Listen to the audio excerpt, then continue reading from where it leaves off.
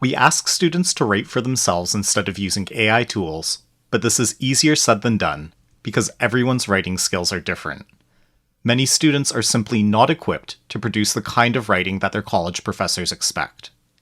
In this video, I'll verbalize my thought process as I complete a writing exercise. This is intentionally unscripted, and I've included the timecode so you can follow my approach in real time.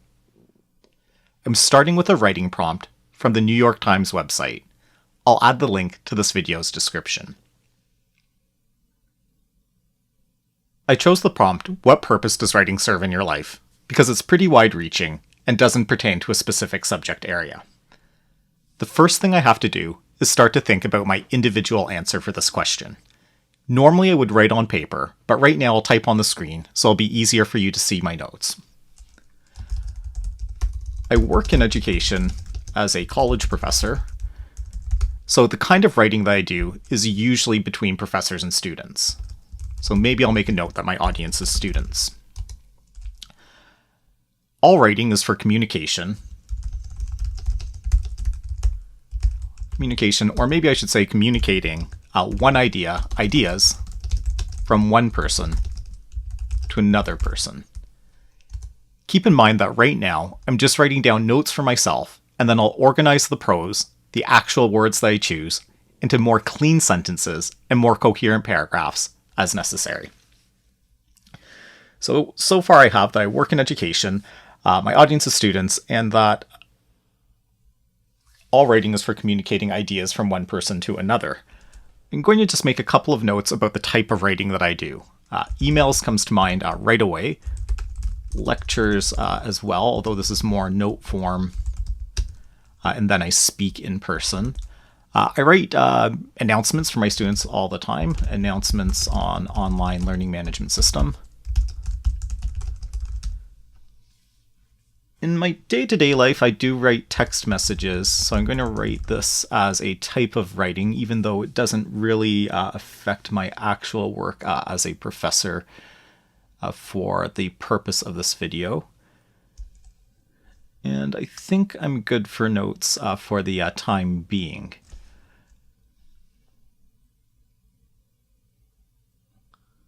I'm going to try to start writing a little bit more properly given these quick notes that I have.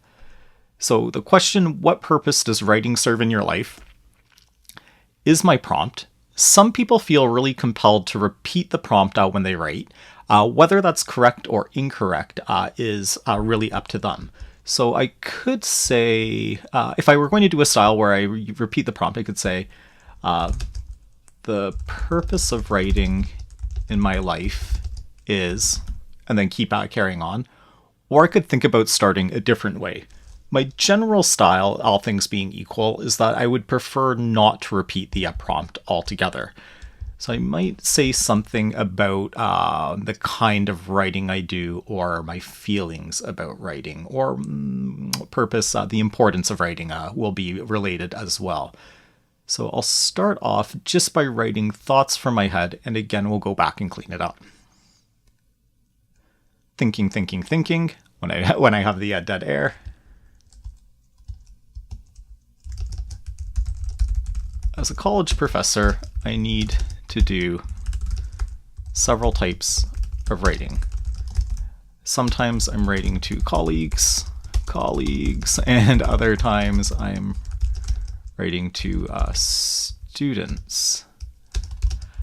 I feel kind of stressed out about accuracy because if I mislead my students or give incorrect details, there could be problems and stress for them at exam time, during tests, let's say. Hey, notice I'm writing this, thinking as I'm writing, doing some extra work because I'm processing how to speak about this as I write. I wouldn't say this is the best writing I've ever done, but I want to demonstrate the process of having a starting place and revising this later on. As a college professor, I need to do several types of writing. Sometimes I'm writing to colleagues and other times I'm writing to students. I feel kind of stressed out about the accuracy because if I mislead my students or give incorrect details, there could be problems and stress for them during tests. I am not worried at all about the typos I have so far. I'm not really worried about how this does not really have a great direction at this point. So I have my notes above. I'm using an especially large font right now just to help make this easier for you to see on the screen.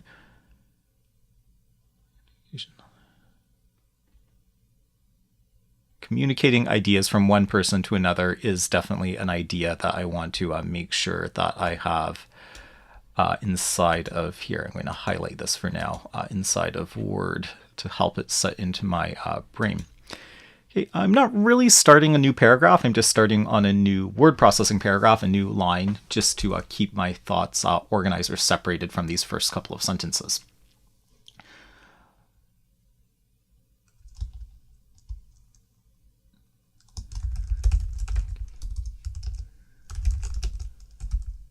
Communicating thoughts clearly from one person to another is the goal of most of the writing that I do. I don't write for creative purposes other than maybe this kind of creating content for a YouTube video, and I'm not writing for reasons like emotional well-being or self-reflection.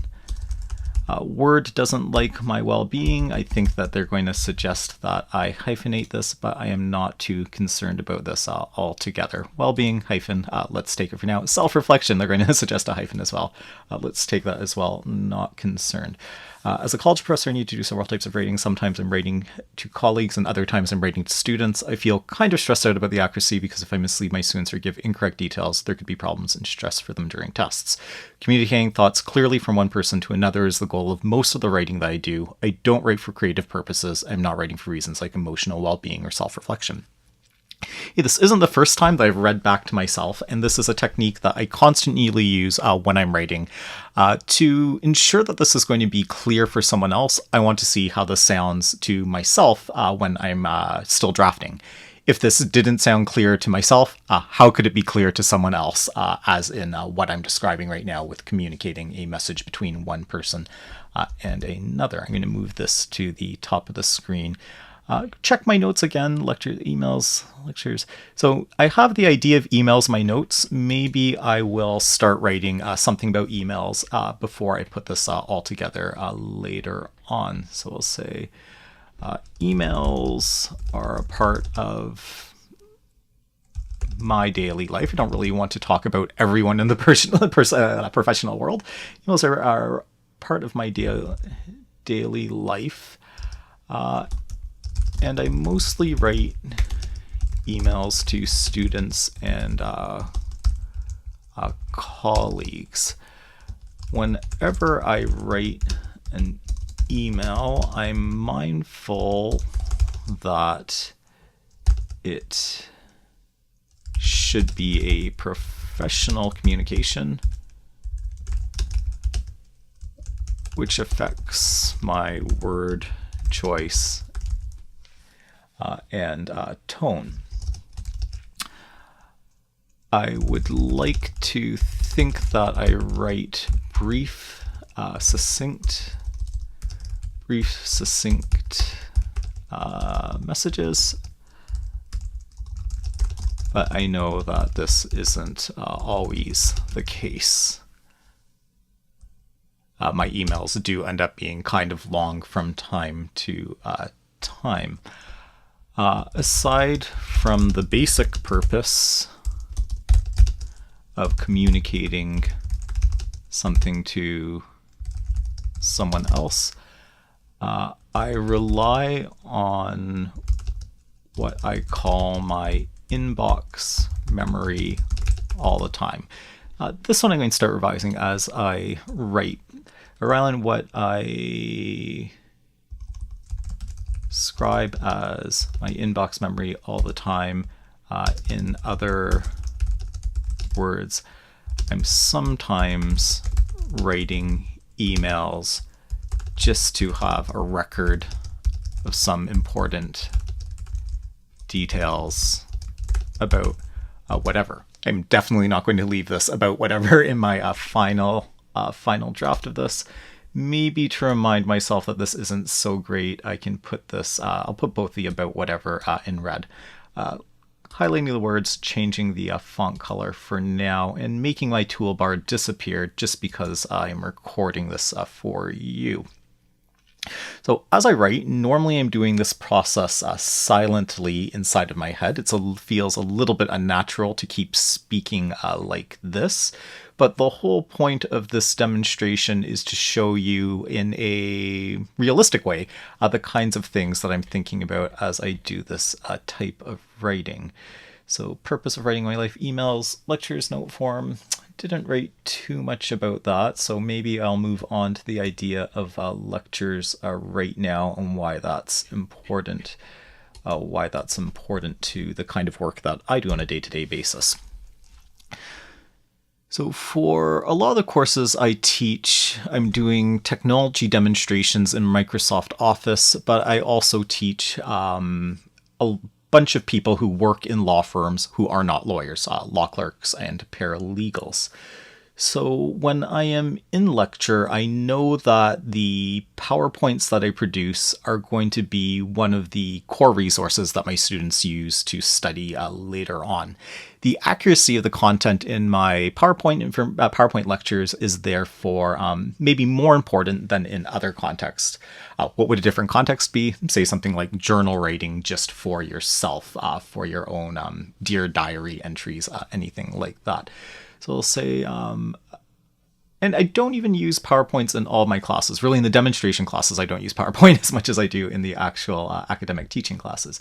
So maybe I'll say when I'm teaching academic courses, I rely on PowerPoint presentations.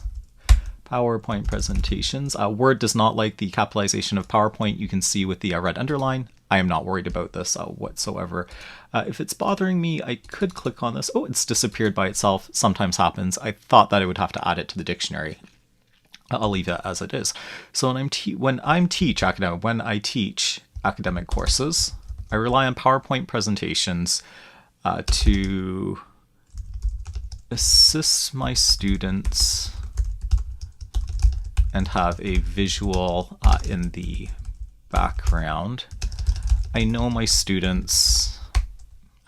of my students will review the PowerPoint files at some point after class and before their next test. Okay, I'm not really happy with the quality of the prose that I have right now. It's okay enough, I guess, but keep in mind the whole purpose of this specific video is to show you the process from start to finish of me starting out with my writing and then going back to revise it, which I really haven't started yet because I'm still generating my first draft of what this text is. When I teach academic courses, I rely on PowerPoint presentations to assist my students and have a visual in the background. Now, many of my students will review the PowerPoint presentations at some point after class and before the next class. For a lot of the courses that I teach that are related to working in a law office or legal subjects, this involves translating a lot of jargon or technical language about the law into plain English. So I might say something like learning about the Canadian legal system. Right away, aside from the typo, I'm thinking the legal system in Canada. Both kind of mean the same thing, but in this sentence, I like it this way more. Learning about the legal system in Canada involves many unfamiliar concepts and words which can be quite complex. So I do my best to simplify things in plain English for my students. Quite commonly, I teach international students alongside domestic Canadian students. All of them have some ability in English for the kind of programs that I teach. But of course, the legal technical words can be difficult for students regardless of their familiarity with English. So I want that idea to be inside this piece of writing, and I will keep looking at this and revising it. Right now I'm reading silently in my head what I've already written instead of repeating it to you as I speak over this. So kind of multitasking in my brain for the purpose of this tutorial.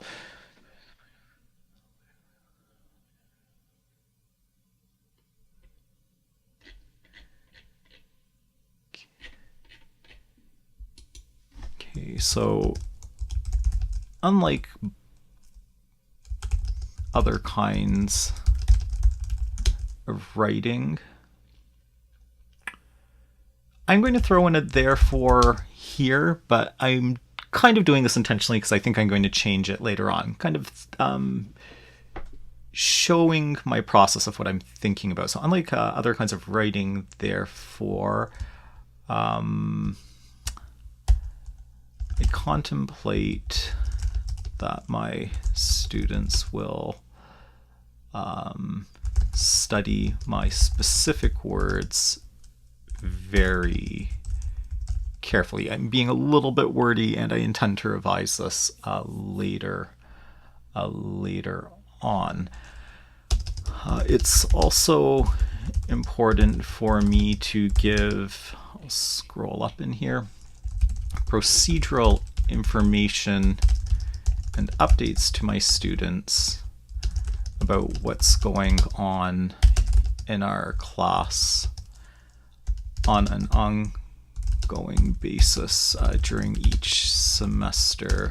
For example, upcoming assignments and tests. I usually do this through newsfeed announcements on our online message system, our online learning management system. Hard to speak as I'm thinking about this in my head. So going back to the original question, what purpose does writing serve in your life? Here I'm taking the your pretty literally and personally, writing this from my own perspective because it's a perspective that I know best. I like this question for this demo, or this writing prompt for this demonstration, because there really isn't a true right or wrong answer. So we don't have to evaluate the correctness of all the text I'm producing. It serves as a good backdrop so that I can describe this process all together. Work in education, college professor, audiences, students. Those ideas are in here. I'm going to delete this for now, but actually as I do that, I'm thinking often when I have notes in my writing, especially when I was a student and doing a lot of essay writing, very often rather than delete the information that I already had, if I didn't want it to take up space as I was writing, I would highlight it, cut this out of my document, and then put this at the end of my document. I've done a page break, and I'm going to paste this in here. So then I might, in my real documents, make this much smaller, maybe something like 8 points, just to preserve the notes. But to make this ordinarily visible for you right now, I am going to leave this in a large font size. So I didn't really want to delete this, but just to help myself understand that I've addressed this right now, I'm going to use strike through, home tab font group, strike through a command. All writing is communicating. When I've kind of touched on this idea, lectures and note forms. So using the strike through as checking this off as a list for the notes that I thought about, an announcement. Oh, and text messages is the idea that I haven't covered yet. I'm going to cross this off right now, or use the strike through, because I know I'm going to write this right now. Starting a new line or a new word processing paragraph, although I am not stressed out about the correctness of the English at this point. So in my original notes, I had that idea of text messages, and I will start to write a little bit about that. And I say, like, nowadays, I use my phone all day, every day, except when I'm teaching. I'll put this into brackets. Except when I'm teaching. But I rarely actually speak on the phone, I'll say for now, and I can clean this up later on. That's the whole point. Speak on the phone for conversations. Instead, I'm texting a lot. I've missed the N in conversations. I am not worried about this. I use my phone all day, every day, except when I'm teaching. I rarely actually speak on the phone. Texting a lot. In my personal life, well, in my real life, I have my text messages connected to my computer. I'm just going to say brackets Mac for now, because I like typing on a full keyboard rather than on my phone. For however many years we've been using smartphones now, I still cannot type properly on my phone. I do rely on several short forms, regardless of how I'm entering the data. The data sounds weird, the words, the text, and I text, and I will keep coming back to this later on, the text. RN for right now comes to mind.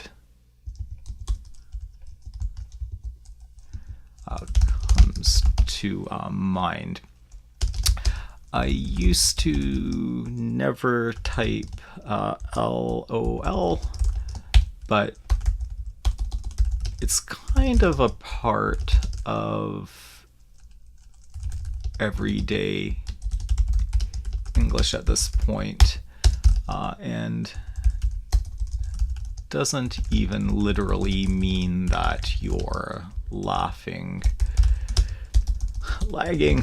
so I will use LOL from time to time. Okay, so just a little bit of writing about texting here. So going back into the text that I have so far. Now, when I'm writing, I don't normally have the text size so large. I have it as 24 points right now. I'm going to change this to smaller, just maybe a little bit smaller size, 20, so I can see more words on the page at a time, more words closer together on the same page at the same time as I revise this. So very first step for me was writing some notes about the specific writing prompt, and now I'm going back, started just writing out some ideas, not really being too committed to what I've written, not really stressing out about how perfect it is, because I know it is not going to be perfect the first time that I start writing. Returned my notes, moved them to the bottom of my document, crossed them out so I don't lose that text if I wanted to come back to it later. You can see that those are still down here. I just put in some page breaks, use as a checklist, and now I'm going back to look at what I've written. I think on this pass through the text, I'll probably read it out loud to myself, also for your benefit as you're watching this online. And I'll see if there's any immediate changes that I need to make to this text.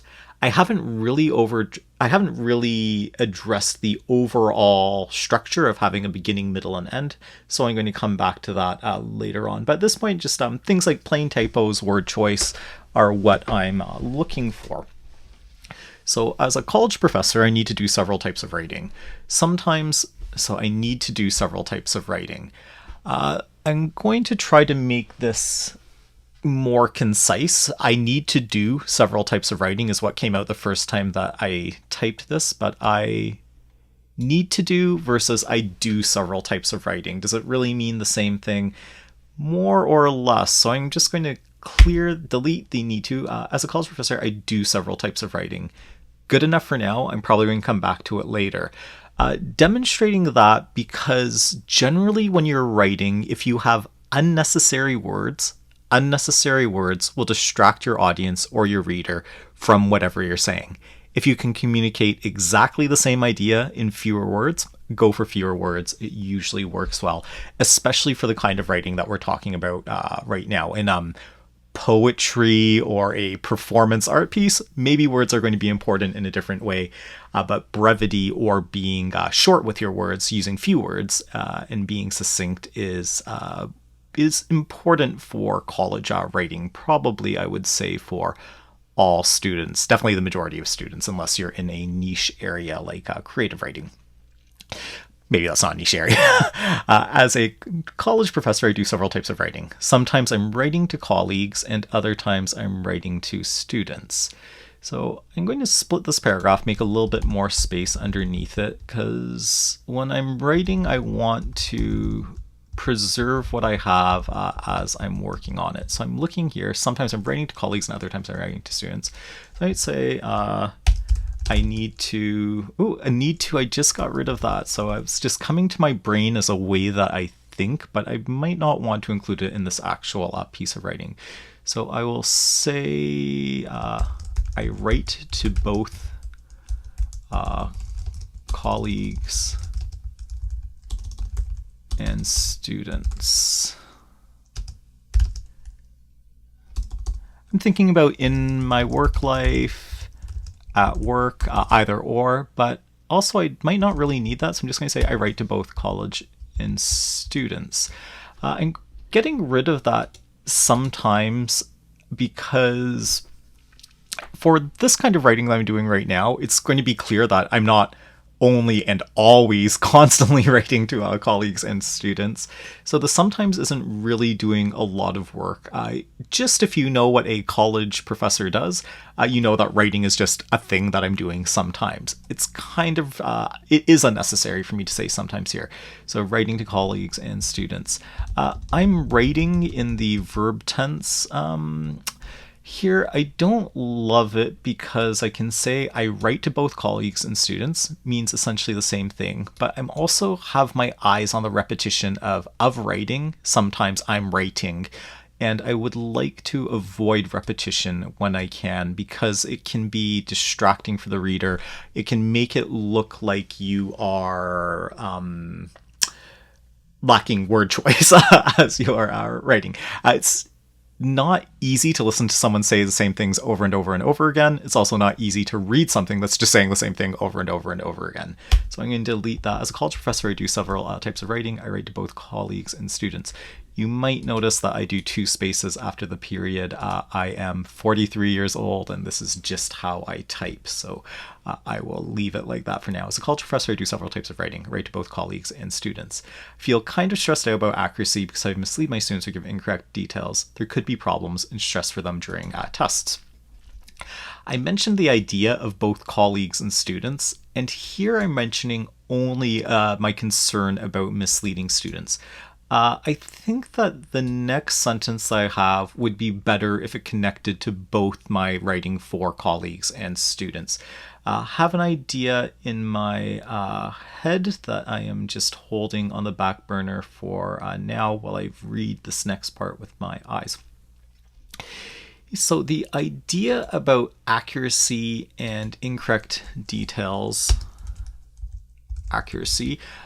is going to be something that I want to connect to both groups. So maybe I'll just write so you can see the note that I'm writing to myself. I want to connect the idea of accuracy to both colleagues and students, not only students as I have up here. So I'm going to say, as a college professor, I do several types of writing. I write to both colleagues and students. Accuracy is always important. Always important. But here I'm really talking about my personal perspective, so always at the top of my mind. So maybe old-fashioned expression to say it's a priority for me. Accuracy is always at the top of my mind, regardless of my audience. Regardless of my audience feels a little bit weird. Regardless of, now to be like really formal, I could say regardless of to whom I'm writing, I'm thinking about in my head. But this feels a little bit unnatural. It feels too formal, too technical, too grammar book for this kind of writing. In this kind of chatty tutorial video that I'm making right now, I want this to be more plain English, to sound kind of like natural English. After all, the last thing I want to come across as is as though I have written this with a generative AI tool or something like that. So accuracy is always at the top of my mind, regardless of who I'm writing to. Or just accuracy is always at the top of my mind. I can go into why that's important later on, starting with a more general idea, and then I'm going to have the more specific items about that later on. Now, I can remember what I wrote, but you might not remember it because you are not thinking about this in your brain the way that I am right now. But I know that I said my students will study my specific words very carefully down here. So this general idea is going to be fleshed out a little bit more later on. And now I'm thinking that a good structure for my following paragraphs, or the following sentences, we'll discuss sentences versus paragraphs as we finish this off, would be to give an example of why accuracy is important in the kind of writing I do for colleagues, and why accuracy is important for the kind of writing that I do for students. I am going to carry on and reorganize this. I'm going to leave this for now, and even though it's going to be at the cost of making the text a little bit smaller, I am going to make this smaller right now to kind of put it lower down on the priorities of what I'm writing. I'm holding on the back burner, and I might start off with these exact sentences, I might not, but I want to de-emphasize this part for now, and this was just a note that I was writing for you to look at in this demonstration. So accuracy is always at the top of my mind. Communicating thoughts clearly from one person to another is the goal of most writing that I do. So this text, I'm going to move up here, and I'm going to start to change it. Accuracy is always at the top of my mind. And I'm thinking right now in my brain whether I want to connect these two sentences with a because. Accuracy is always at the top of my mind because communicating thoughts clearly from one person to another is the goal of most of the writing that I do. I'm thinking if that works, and right now my instinct is just no, because the point of this whole piece is not going to be about the importance of the accuracy. It's not only focused on the importance of the accuracy. So although I could see in English I might be able to link these sentences in that way, for this writing that isn't the choice that I want to make right now. So here I start the sentence with communicating thoughts clearly from one person to another is the goal. But I think I want to move the idea of the goal up earlier. I'm going to make some more space here just so that I have some white space to sort this out with the words on the page as I write this. So I'm going to start with the goal. Maybe I'll say my mind. So I have the goal, then I was thinking about my goal, but I don't want to finish repetition again. Accuracy is always at the top of my mind, my goal. So maybe the goal. I haven't used the word purpose. I could say purpose. I'm going to stick with goal for now. I'm a little bit hung up on that. This happens all the time as I am writing something, even if I'm not trying to explain it the whole time. So the goal. So think about what I'm thinking about in my brain is I'm never writing like just because I've got nothing else to do. I'm not that kind of person who enjoys writing because I have nothing else to do. When I'm writing at work in a professional context, it's always because I need to get something done. I need to communicate information from one person to another. I need to inform someone about something. I need to teach someone about something. I need to warn someone about something. I need to do something procedural, like request for someone to do something else that is within their role and not within mine.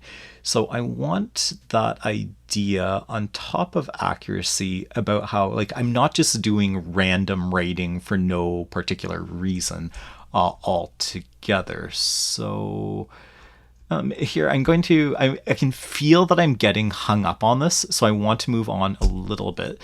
So I'm going to type something and then force myself to move on. So the goal of every communication is to transmit an idea to someone else. We already know that we're talking about me. The goal of every communication is to transmit an idea to someone else. So maybe when I'm at work, the goal of every communication is to transmit an idea to someone else. Maybe I do want to clarify this idea that I've already mentioned. I don't write for creative purposes. I'm not writing for reasons like emotional well-being. That still feels more like the category of the comments I had in my notes. Important idea for me to keep track of as I'm working on this, but I am going to think about how I can include this here. As a college professor, I do several types of writing. I write to both colleagues and students. Accuracy is always at the top of my mind. When I'm at work, the goal of every communication is to transmit an idea to someone else.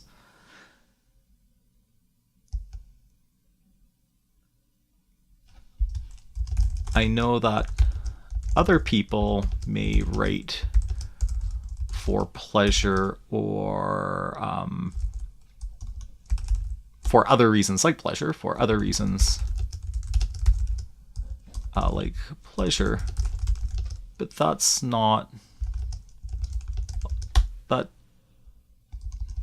does not describe the kind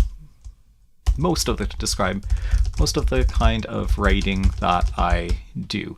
So thinking this through, writing this out, I have the ideas that I need, struggling with some of the specific words, but I'm going to move on right now because I do just have this subjective feeling of knowing myself and myself as a writer that I'm getting a little bit too hung up on this part. I've dwelt too long on it and I want to move on, although I know I'm coming back to it, so I'm just not worried. Communicating thoughts from one person to another, I don't write. So this is another little chunk of text that I've used now, and I'm going to cut this, and I might want to see this later on. I don't think I'm going to need to, but I'm putting this at the bottom of my document just as a strategy for not losing the words that I had earlier on. If you are already a student, you might have had the experience of working on a Word document, some piece of writing, deleting something, and later on thinking like, oh no, if only I had those specific words. You're probably not making a screen recording of all the work that you do. Right now, this just caught my eye that there's only one period after the space, so I am fixing that up. So first little blurb, maybe not a perfect English paragraph, is going to be okay for now. So I have this idea of colleagues and students, and I want to address both of them. And I don't know if I'm going to address colleagues first and students second, following the order that I had here, or maybe something like a topic like emails and show how they're different when I'm writing to colleagues, how they're different than when I'm writing to students. So I could group them kind of in a theme, such as email. And I know that what I have down here is going to be about teaching, which is only for my students. So I have a little plan in my head. The basic plan is that I'm going to start writing about emails to colleagues, and then I'm going to use this as a transition to student communications. And then I'm going to talk about in the classroom PowerPoint, that topic that I had already. Now, if I was going to If I were not in the context of making this video right now, I would just write these little notes to myself on a piece of paper as I'm writing, but to make it visual, I'm typing right here. So emails to colleagues, this is the basic structure of where I'm going next. So I have my little plan, and now I have some words here to work from. So I can see my teaching is here. I have my little chunk of text about emails. I'm going to cut this and paste it into here. Emails are part of my daily life. Now, just to assist my eyes, I'm going to start to indent the paragraphs. I've clicked in front of the first word in the sentence, first word on the paragraph, and I've pressed the tab key beside the letter Q just to make this little visual distinction to make this easier. But I will also scroll to the top so that I'm not distracted by that previous text. So emails to colleagues is my little reminder of where I'm going now. Emails are part of my daily life, and I mostly write emails to students and colleagues. So here I have the idea of students and colleagues, but remember the whole point of the work that I'm doing right now is to revise this or change this, edit this so it will be better for my current purpose. Whenever I write an email, I'm mindful that it should be professional communication. Started reading this, my brain is being a little bit distracted. I'm thinking about my paragraph structure. I think that this will end up being the introduction paragraph. I'm going to type introduction here, and maybe I'll make this bold just so I can signpost this and make this a little bit more clear for how I'm writing this. And now, just as a subheading so that you can see what's going on in my thought process, I am going to say that this is going to be communicating with colleagues, or whatever my little note was down here. Emails to colleagues, specifically emails to colleagues. Now, depending on the genre or the type of writing you're doing, the class, the real life purpose of your writing, it might be appropriate to leave subheadings in the kind of writing that you're doing. It might not be appropriate to have subheadings. For now, this is just to keep my brain organized and to signpost to you what these different bits and pieces are achieving. So emails are part of my daily life. I mostly write emails to students and colleagues. That was from my first draft. Here, now that I have a better idea of the direction that I'm going with this writing, I'm going to write this in a different way. I'm going to revise the sentence. So most days I write. Why did I change from most days to I write? I'm going to undo with my keyboard. I could start with most days, but sometimes starting with the subject of the sentence, I will make this more clear. And if I need to be more specific with something like most days or seldom, rarely, whatever, I can add that in later on. I want to make sure that I have my core idea clear first, and then I'm going to come back and deal with revising the actual words. So I write emails to... I have the idea of professional communication, so maybe I write, or maybe writing emails is a part of daily life for professionals. Writing emails is a part of daily life for professionals. I'm mindful that should be a professional. Writing is a daily part of life for professionals. I often write to my manager and other colleagues. Writing emails is a part of daily life for professionals. I often write to my manager and other colleagues. Okay, this looks good. Whenever I write an email, I'm mindful that it should be professional communication. The word choice and tone is something that I'm going to keep. I'm just going to highlight it so you can see what I'm thinking about right now. Writing emails is part of daily life for professionals. thinking about how to improve this at the same time, doing two things at once in my brain, which is not good for this demonstration. But maybe it is good for the tutorial, so you can see, so I can explain to you that it is easy or normal to be sidetracked and kind of have your brain all over the place. Part of the point of writing is to streamline your thoughts, streamline your communication to end up with a better product at the end of the day. I'd like to think that I write brief, succinct message, ha ha ha ha ha, because this is not brief and succinct right now. I think I like brief, succinct messages, but I know this isn't always the case. I noticed I missed the plural the first time around. I am not stressed out because that's why we have the whole editing and review process. So writing emails is part of daily life. For professionals, I often write to my manager and other colleagues. So really, word choice and tone I'm going to come back to, but inbox memory is something that I definitely want to include. So I write to my manager and other colleagues. The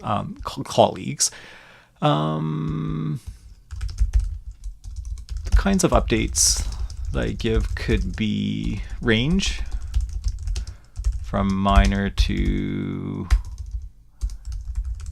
range in importance. I'm going to say range in importance.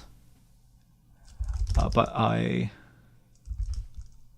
always try to be brief, to write succinct messages because I don't want to waste anybody's time.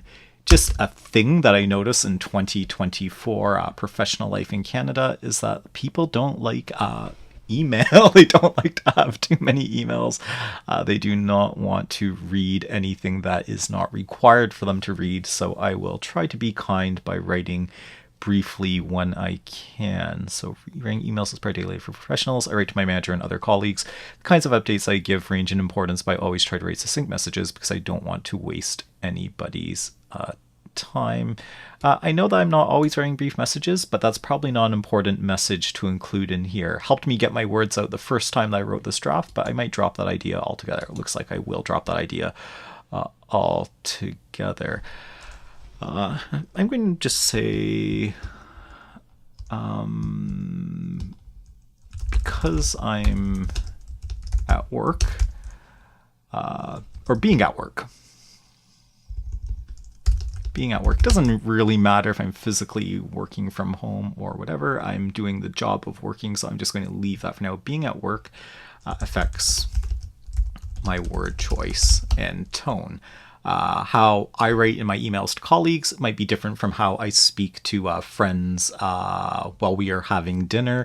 How you write to your professors is very likely different than how you speak to other people in your day-to-day life because it is a specific kind of communication. So being at work affects my word choice and tone. Obviously, I'm going to watch my words a little bit more carefully than other contexts, checking this over as I'm speaking to see the ideas that I have. I'm just going to delete the... I'm tempted to delete this in... I would probably delete this if I were not making this video, but I'm going to move this down to the bottom in just a moment, like some of the other writing. I'd like to think that I write brief, succinct messages. In my case, that part is not so important. Just as like a reminder to myself, I'm going to strike this out. Why am I doing it here and not for the first sentence? It's just what I feel like doing. Aside from the basic purpose of communicating something to someone else, I rely on what's described as my inbox memory. And I remember this is something I wanted to come back for. So I might say it's for people who don't use email on a daily basis. It can be hard. I think it might be hard. I don't know. I imagine it's hard to appreciate how important our old emails are for our work. I'm just going to say for now, I call this my inbox memory, and sometimes Sometimes I say this, I'm writing what I'm thinking. Sometimes I say this to other people. I'll say, I'm sending this for your inbox memory, but I'm going to just say, I call this my inbox memory for short right now, which is good enough for this kind of a piece of writing. Aside from the basic purpose, describing all the time, other words, sometimes writing emails, just have important details about whatever. That's going to be covered up here. So I had my first draft here to help me get my ideas out on the page, helped lead to the structure that I'm thinking about now. And I'm going to paste this. Oh, that wasn't the very bottom of my document. I can paste this somewhere down at the bottom of my document. I'm not too concerned about how sloppy I'm being with these parts down. You can see them on page 4 or 5, 6 of the document, because I just have those words so that I don't forget what I had in the first place if I need to return to it. It's unnatural that I'm recording myself right now, because of course I could go to the recording, but normally I wouldn't, and you would not be recording everything that you are writing. So I have, this was the first sentence. I'm going to cut that out and put that down at the bottom as well, or near the bottom. And now I have my revised version up here at the top once I scroll to it. So I have writing emails as a part of daily life for professionals. I often write to my manager and other colleagues. The kinds of updates I give range in importance, but I always try to write succinct messages because I don't want to waste anybody's time. Being at work affects my word choice and tone. For people who don't use email on a daily basis, I imagine it's hard to appreciate how important our old emails are for our work, and call this my inbox memory for short. This is feeling a little bit, I would say, incoherent. So I want my writing to always be unified and coherent. In some way, it's unified because this is all about the idea of writing emails to our colleagues. It's not like I'm talking about making a sandwich somewhere inside of here. But the flow of ideas isn't great. I'm okay with this for now, and I'm going to return to this again later on. I want to show you why this little structure that I have for myself is important in the time being, or for the time being. So I'm going to start a new paragraph. So emails to colleagues, I'll indent that just for my eyes, even though this subheading also helps my eyes. And I want to transition to student communications. Now, a transition is what helps one part of your writing flow to another part of your writing. When I finish this paragraph above, which is still incomplete, I want to have some kind of link or some kind of idea that flows from the end of that paragraph to the beginning of the next paragraph.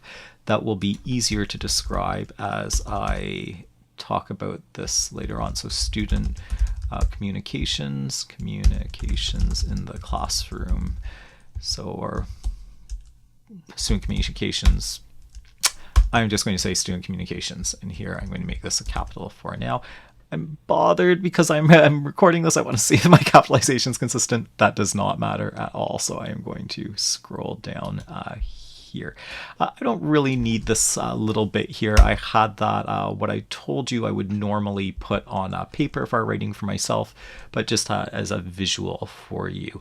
So here I have a little blurb that I started writing before, and remember the whole point of this is that I'm going to revise this and keep talking so many words from me about what my process is, because I hope this will be helpful for at least some people out there in the world of the internet. So student communications. So a quick transition that I can do is talk about the idea of email. So I might say, even though I sometimes need to email individual students, most of the words that I write for my students are in PowerPoint presentations. Okay, here remember the purpose is for me to demonstrate writing using the writing prompt. I feel like this is a little bit dishonest because in reality when I'm teaching software-based courses, I don't really have PowerPoint presentations that I've written up. I'm usually doing things from my like handwritten lecture notes and then just speaking and demonstrating with the with the actual software at the same time. But for the purpose of this exercise, this is going to be just fine. Let's pretend that I only teach regular academic college courses where I do have PowerPoint presentations, just to write this little bit in peace, because the point is to deal with this prompt. What purpose does writing serve in your life? It is not to give you a detailed case study of how I spend my time at keyboards. So even though I sometimes need to email individual students, most of the words I write for my students are in PowerPoint presentations. I've connected this or transitioned from the idea of emails into the idea of my students right now. So if you'll find it stressed out about accuracy, because if I mislead students, now this is true. The accuracy up here is important. It relates to both of these items, so I'm going to skip right to the bottom of what I have here.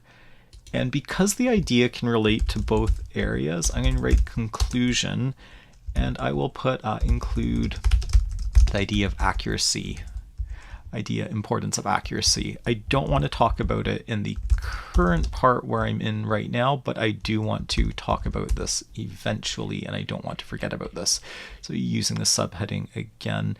And this part, I don't want to, I probably would delete it if I'm just doing this in my personal writing, but for today, I'm going to paste this at the bottom of my document and head back up here so that you can see where I am. Student communications. Even though I sometimes need to email individual students, most of the words I write for my students are in PowerPoint presentations. I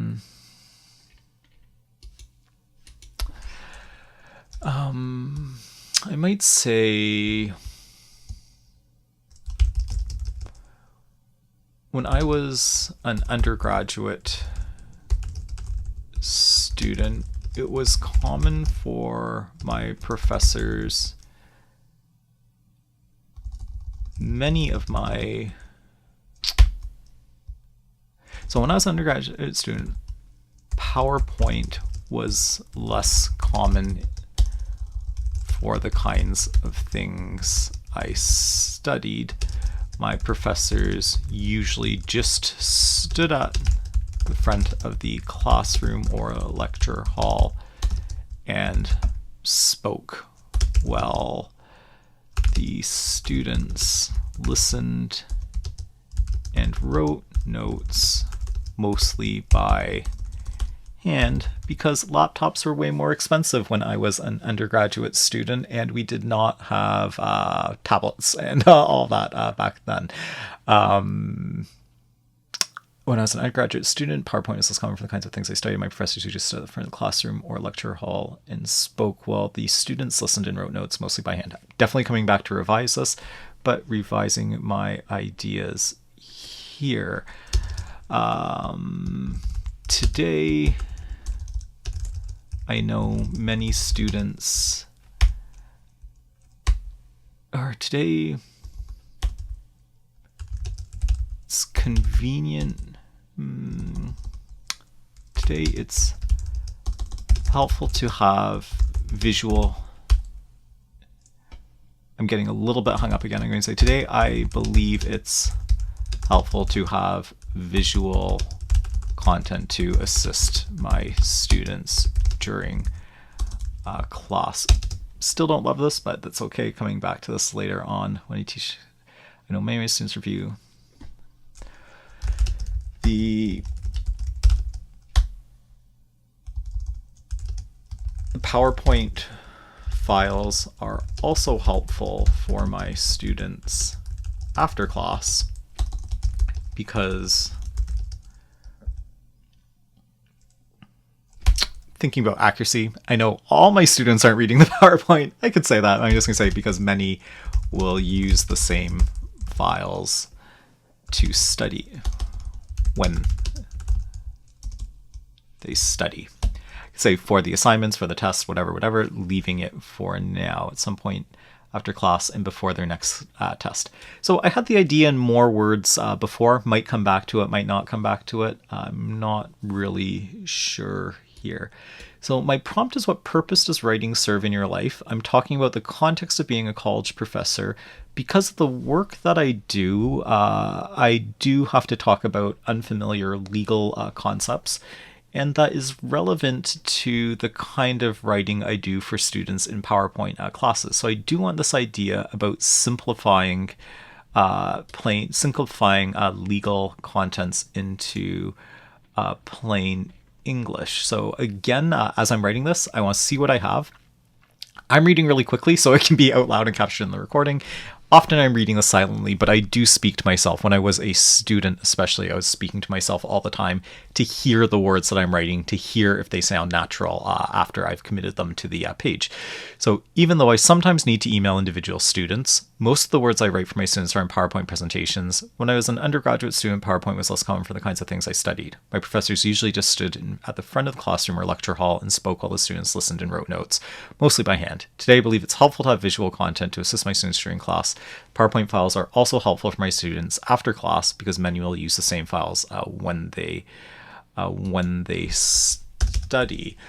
I can go directly into this idea. So I'm often teaching about law and the Canadian legal system. I'm going to finish the sentence in a second. Just came to mind as I'm typing. The Canadian legal system, or Canada's legal system, or the legal system of Canada. The Canadian legal system.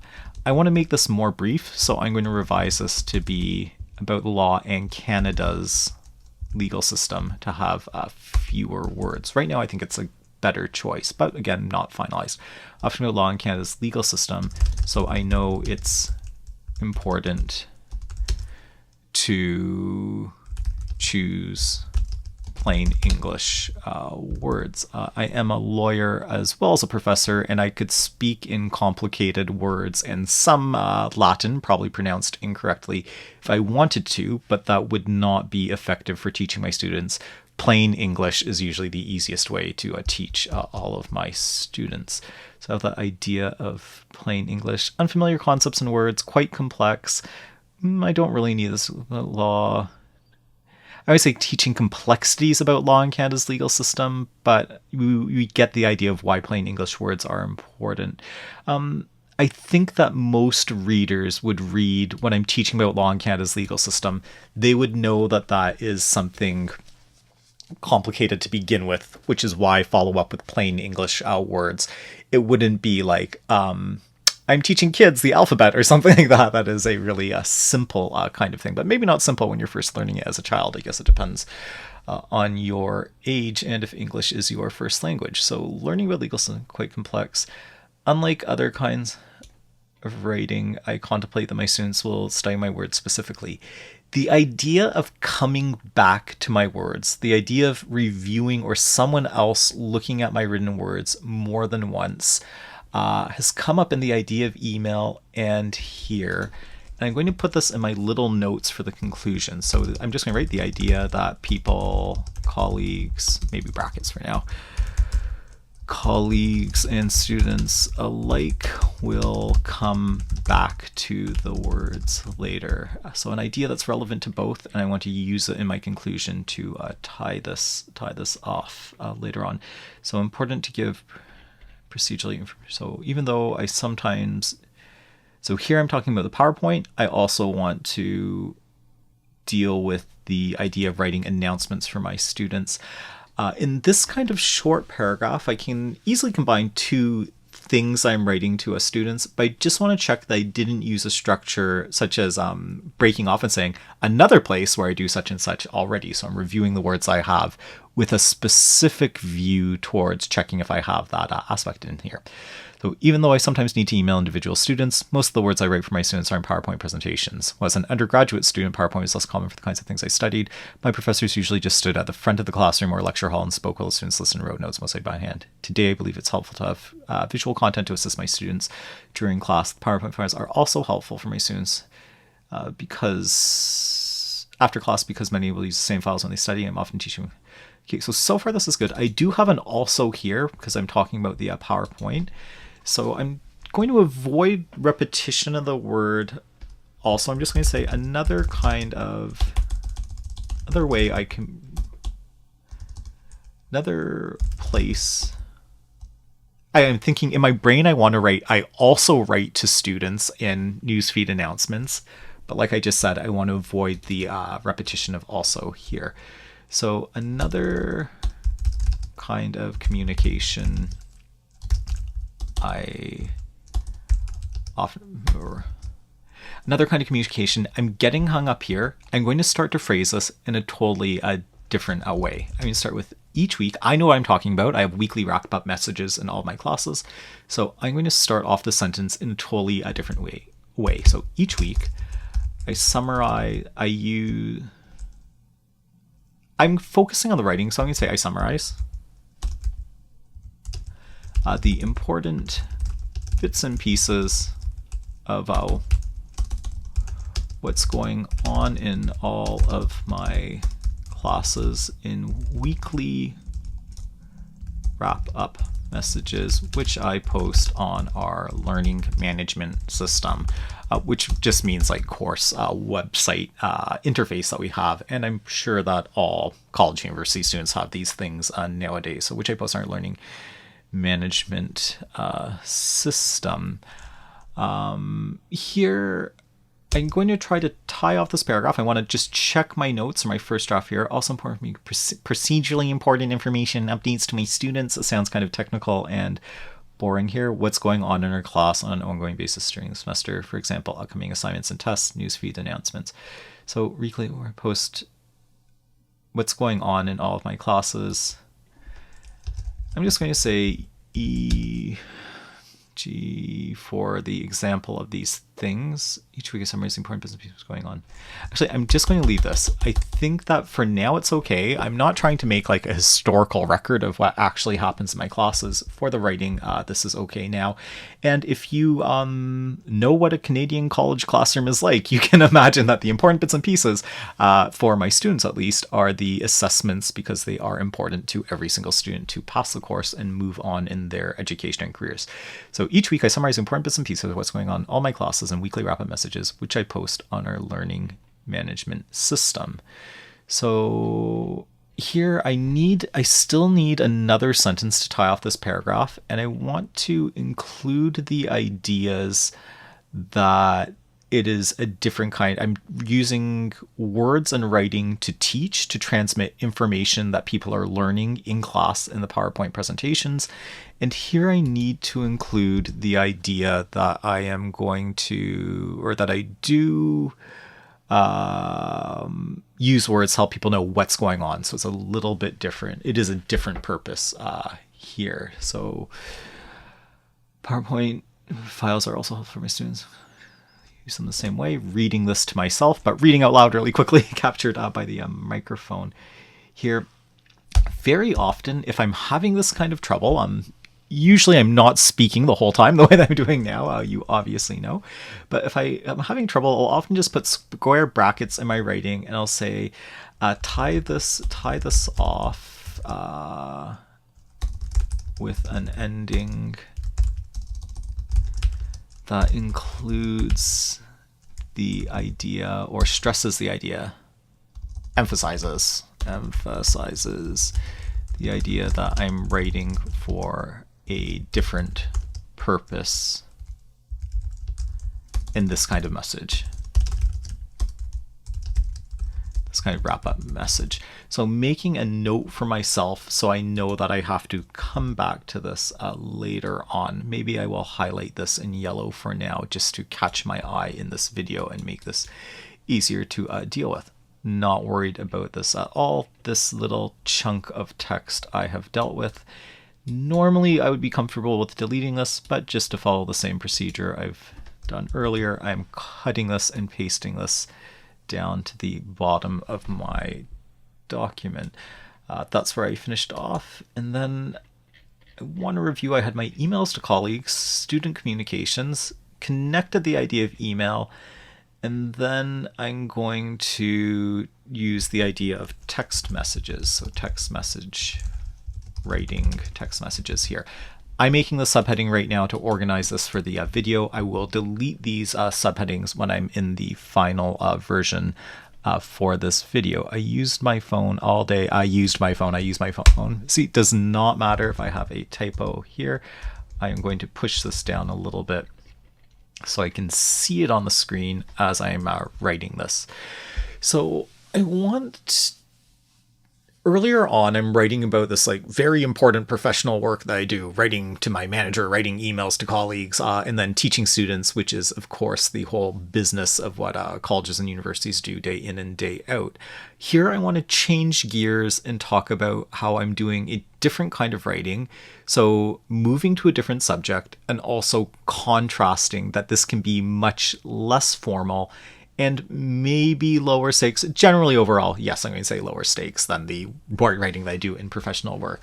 If I'm talking to someone about like dumb reality TV shows over a text message, it is obviously less important than helping my students learn educational things that are important for their careers. So writing text messages, let me see. I want to transition out of the idea, even though I haven't written my actual sentence. I know what I'm going to be talking about at the end of the previous paragraph, or the previous, let's think about it as a chunk for now instead of a proper English paragraph, because I am just not so concerned about that kind of terminology. And I do again want to make sure that I have a transition between the ideas.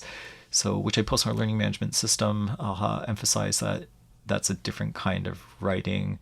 I'll say maybe just when I'm not at work. So the idea of I really struggled with the idea of transitional words, transitional devices in writing for years when I was a student. One of the reasons why I want to make this video content for you now, so you can hear someone with experience talk about it.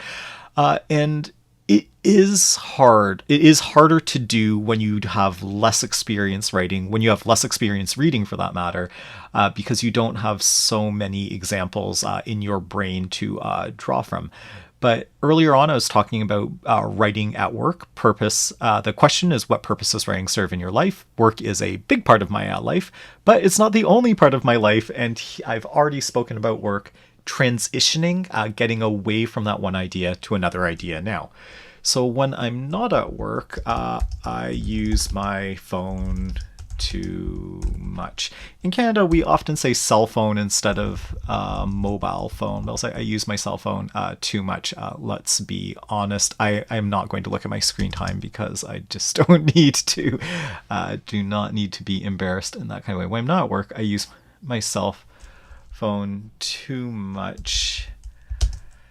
When I'm not at work, I use my cell phone too much. I use my cell phone too much. And what I'm thinking about in my brain as I start to compose this sentence is that I want the idea of using my phone and only sometimes, using my phone a lot and only sometimes writing.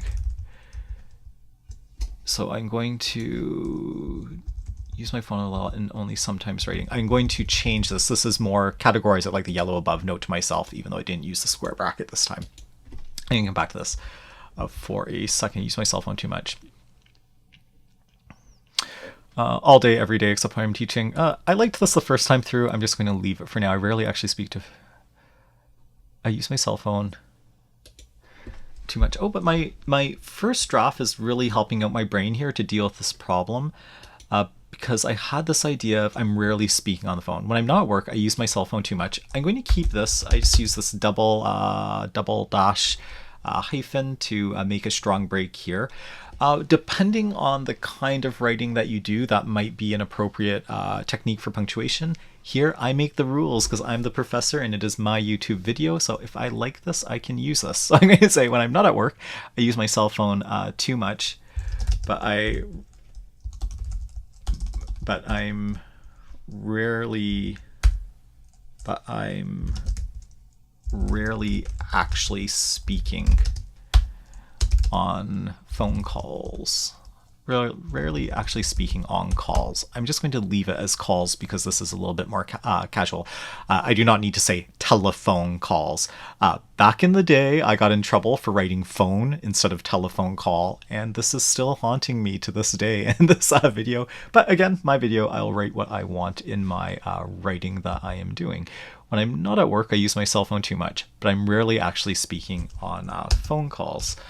So I'm playing some dumb games on my phone. I am reading way too much news. I am browsing some dumb social media content on Instagram and TikTok, but that is not what I want to say inside of this this piece of writing here. I want to emphasize that I do text and send DMs to friends, but and I want to emphasize how that's a different kind of writing. So I'm not going into an essay about my cell phone use, mentioning the cell phone as it helps me transition from the idea of work to writing, a different kind of writing that I do, and connected to this overall topic, what purpose does writing serve in my life? So looking at my notes here, if I'm not actually speaking on phone calls, I was going to start again with when I'm texting, but I just said when I'm not at work.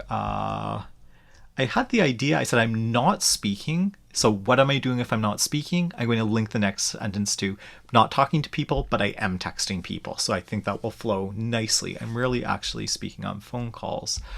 Instead, I prefer to text friends. I used to email people, but not really anymore. There's just a few people in my life, friends, where I will just send kind of longer chatty emails. So instead, I prefer to... So as I do this, I want this idea of not speaking and texting instead to be more clear. I had this strong break before here, and I'm okay with revising this because this is the process of writing. When I'm not at work, I use my cell phone too much. I'm rarely actually speaking on calls.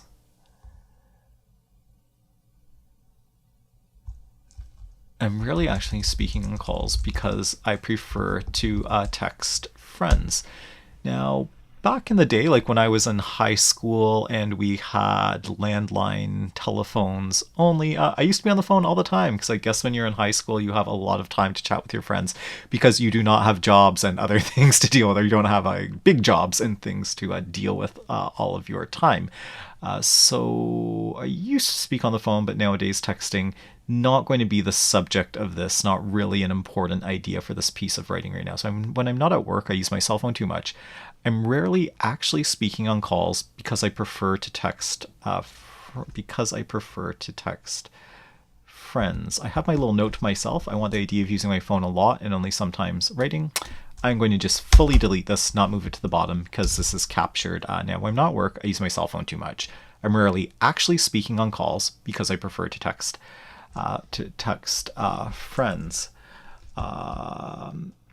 I have that idea of how I'm just so bad at typing on my phone, but I feel like that's just not really that important right now that I use my keyboard. When I'm texting people, I feel like it's important because I send some super long text messages. I think that my friends will think that I'm just like sitting and texting and like writing a whole lot on my phone really fast. But I feel like, oh no, it only took like 5 seconds because I'm writing on my keyboard instead of typing on my phone. So it isn't so unusual or wild for the message to be that long. But I'm thinking about this because it feels all unimportant for the current little piece of writing that I'm doing to address the prompt. So I like this. I'm going to move it to the bottom so I don't lose it. But that I feel like this idea of having my text messages connected to my computer just really isn't important. Doesn't help the piece of writing that I'm doing right now. Again, so I don't lose it, pasting this at the bottom of my document, but I am going to return up here and see what I can do about this. So when I'm not at work, I use my cell phone too much. I'm rarely actually speaking calls because I prefer to text friends. Here I'm connecting it again or contrasting it to what I do at work. These messages are way less formal, are always informal, way less formal, I'm just saying way less formal. Who knows if they're important or not. These messages are way less formal, and I choose. So I choose different words. Use short forms, regularly, and so I choose different words, use short forms regular, or maybe I'll just say I thought use short forms. So I choose different words and use short forms regularly. I was thinking about, do I have to include the idea of using emojis? Thinking, why would I? Why wouldn't I? I might say that because it illustrates how this is different, but also might not because I didn't want to have a list of 3 things. But I'm thinking in my next sentence, like there's no real word target for this. The word target is whatever I want. In some ways, I can answer if I've answered the question, what purpose does writing serve in my life? And we'll come back to that idea later on. So when I'm not at work, I use my cell phone too much. I'm rarely actually speaking on calls because I prefer to text friends. These messages are way less formal, so I choose different words and use short forms regularly. I also use emojis.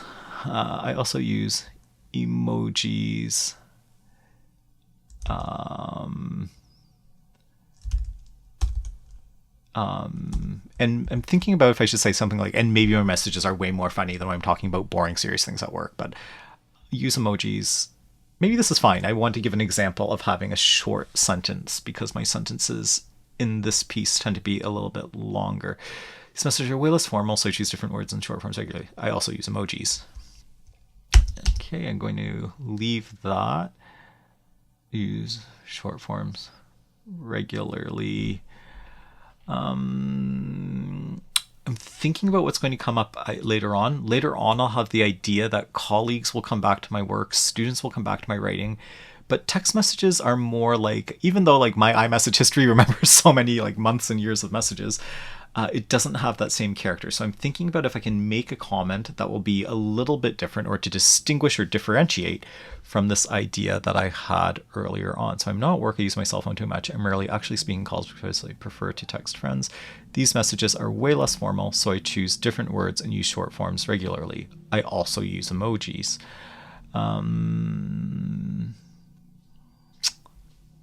Way less formal when I'm not at work. So I'm going to say like, I'm going to start with unlike. I don't know if we'll leave this in the final draft. So unlike in my professional life, these people do not rely on my messages in the same way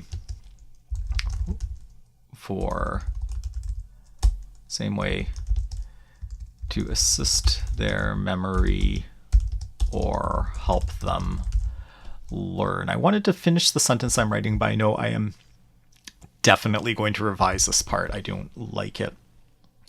I'll get out of my brain and leave it there. I'm going to come back to this later on. Now, the actual short forms that I use, thinking I might use this as an example just to make this a little bit longer. And this point about LOL. Here, I want to keep this nearby. I'm going to make it small just for the time being. I am going to, what I want to visually look at, I'm going to do view multiple pages. There we are. I just want to look at the chunk of writing that I have here. My writing text messages is just, it's about the same as the emails to colleagues. I might put in one more sentence. I know that I'm still not done. I was thinking about if I should include another idea here just so that this doesn't feel imbalanced. But emails to colleagues, student communications, a bigger paragraph, this, and then the conclusion. This looks like it is shaping up nicely compared to where I started off. I am so happy because I didn't really know what direction this is going in when I started. So I'm going to start working on the conclusion, and then I'll come back to this later on. And I have some notes up here, and we still have some work to do for this. Now, keep in mind, if I was just writing this and answering the prompt by myself independently for my own life, this might be a lot faster to do, but I am including a lot of words in this video, a lot of mumbling to myself, reading this through so that you can see a model of my thought process. And you can perhaps adopt some of the strategies or see the kinds of things that I'm thinking about when you're doing your own college level writing. So I had that I want to include the idea of accuracy and that some people will come back to my words later on in the conclusion. and then I will finish that paragraph above about my text message kind of writing just being not so deep, not so important. So I want to always stay linked to this idea of what purpose does writing serve in your life. And again, I could start with, so in conclusion, the purpose that writing serves in my life is, but that does sound a little bit robotic. I don't like it. I want to have a more personal, a more warm, a more individual to me kind of conclusion for this this item. So I'm going to say, honestly, what am I telling you if I'm not telling you things that are honest? So I'll say, honestly, I do not enjoy writing. I do not enjoy writing. Sounds kind of funny. I do not enjoy fun. I do not enjoy writing. I do enjoy fun. Honestly, I do not enjoy writing, but it's an important part of everyday life. I can tell this video is getting long, so I also want to wrap it up.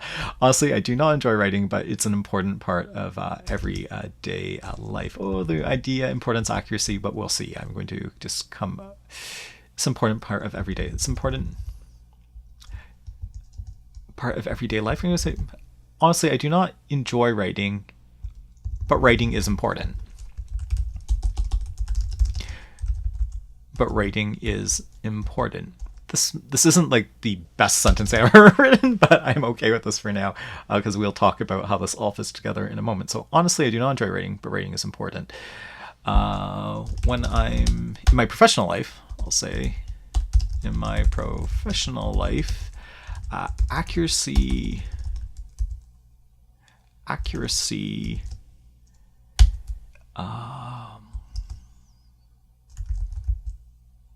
is important. I don't want to say it's important because I just said writing is important. In my professional life, I'm obsessed. I am obsessed with accuracy because I'm thinking about the idea of I only want to tell colleagues something if they need to know the thing. And of course, for my students, I only want to give them true and relevant information for the study. So I'm obsessed with accuracy because it will help my colleagues do their jobs and my students learn things. This isn't great to just say learn things, learn stuff, but I'm going to leave it for now because I'm demonstrating how I will revise this later. So in my professional life, I'm obsessed with accuracy because I'll help my colleagues do their jobs and my students learn things. Accuracy is important, or I expect that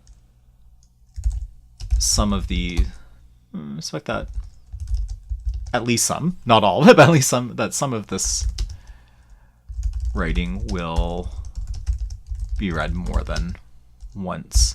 Will be read. I haven't said who's going to read it, but you know it's the students and colleagues. I'm going to leave this for now because I want to be quick about finishing this because I still have to revise this. Expect that some of this writing will be read more than once. We'll come back to the words later. Okay, this is fine.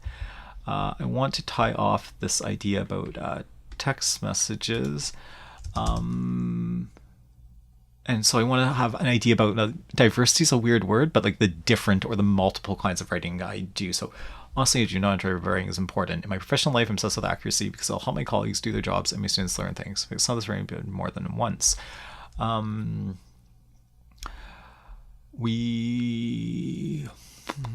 Thinking about how can I connect this to the idea of the text message part, or the lower stakes writing is here. Writing in my personal life involves much lower stakes. Involves much lower stakes because no one needs to take my words so seriously.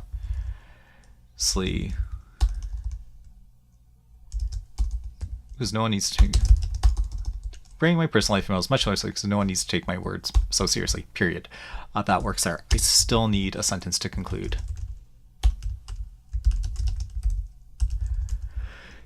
Okay, I'm going to highlight this as a note to myself later, I'll return to later on. I'll just make this small to increase the amount that you can see. Okay, the short forms, I'm going to just cut this and move this to the very bottom again to demo that strategy of not losing my notes. So what purpose is writing serve in your life? Introduction, emails to colleagues, student communications. I'm just backspacing so this will fit more tightly on the page. Okay, so how do I know that I still need a sentence to conclude this? How do I know that this isn't good enough, or how do I know that this doesn't work so far? Honestly, I do not enjoy writing, but writing is important. In my professional life, I'm obsessed with accuracy because it will help my colleagues do their jobs and my students learn things. I expect that some of this writing will be read more than once. Writing in my personal life involves much lower stakes because no one needs to take my words so seriously. It might work, but I want to look at my intro and then read the conclusion again. I feel like it's not going to work, or that I'm not going to like it at least. Let me go back to these other parts that I put off now that my brain has been off of them. Student communications. Now I'm scanning this with my eyes. I don't really want to read it out loud again because I don't need to. I'm going to start from here. I'm often teaching about law in Canada's legal system, so I know it's important to choose plain English words. Each week I summarize the important bits and pieces of what's going on in all of my classes in weekly wrap-up messages, which I post on our learning management system. Tie this off with an ending that emphasizes the idea for a different purpose in this. So I'm talking about the two different kinds of writing. I do need to read the beginning again to be able to handle this, even though I sometimes need to email. So the email was a transition. Was an undergraduate, a little commentary about how things were different. My professors usually stood in the front, mostly a hand. Today, I believe it's helpful to have visual PowerPoint files are also. Professors usually. So here, with the idea of the visual content, I've talked about PowerPoint files and why they're useful, but I didn't really talk about the idea of my writing for the PowerPoint files. So right here, I think there's a problem, and I'm going to have to add in a sentence to address that. Today, I believe it's helpful to have visual content to assist my students during class. PowerPoint files are also helpful for after class. So I know it's... I'm going to move the sentence about I'm teaching law in Canada's legal system, choose plain words, and now to address the idea of the visual content, I'm going to say my most common strategy for it's important to choose plain English words. I like to use animations within PowerPoint to reveal the words that describe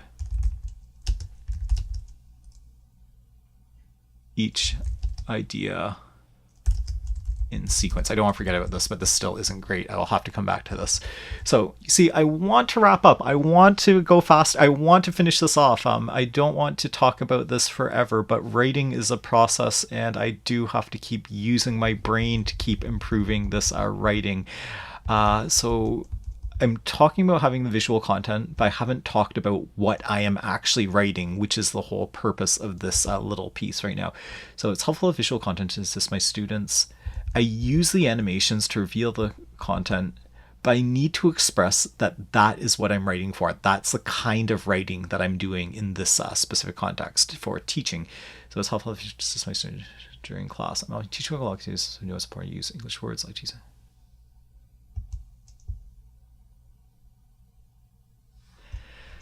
So I'll say here when I'm starting with when, and I can see above I start a sentence with when for variety reasons. I don't want to start with the word when. I'm just moving this all onto a different line, but I'll bring these all up later on. So today I believe it's helpful to have visual content to assist my students during class. I'm often teaching about law in Canada's legal system, so I know it's important to choose plain English words.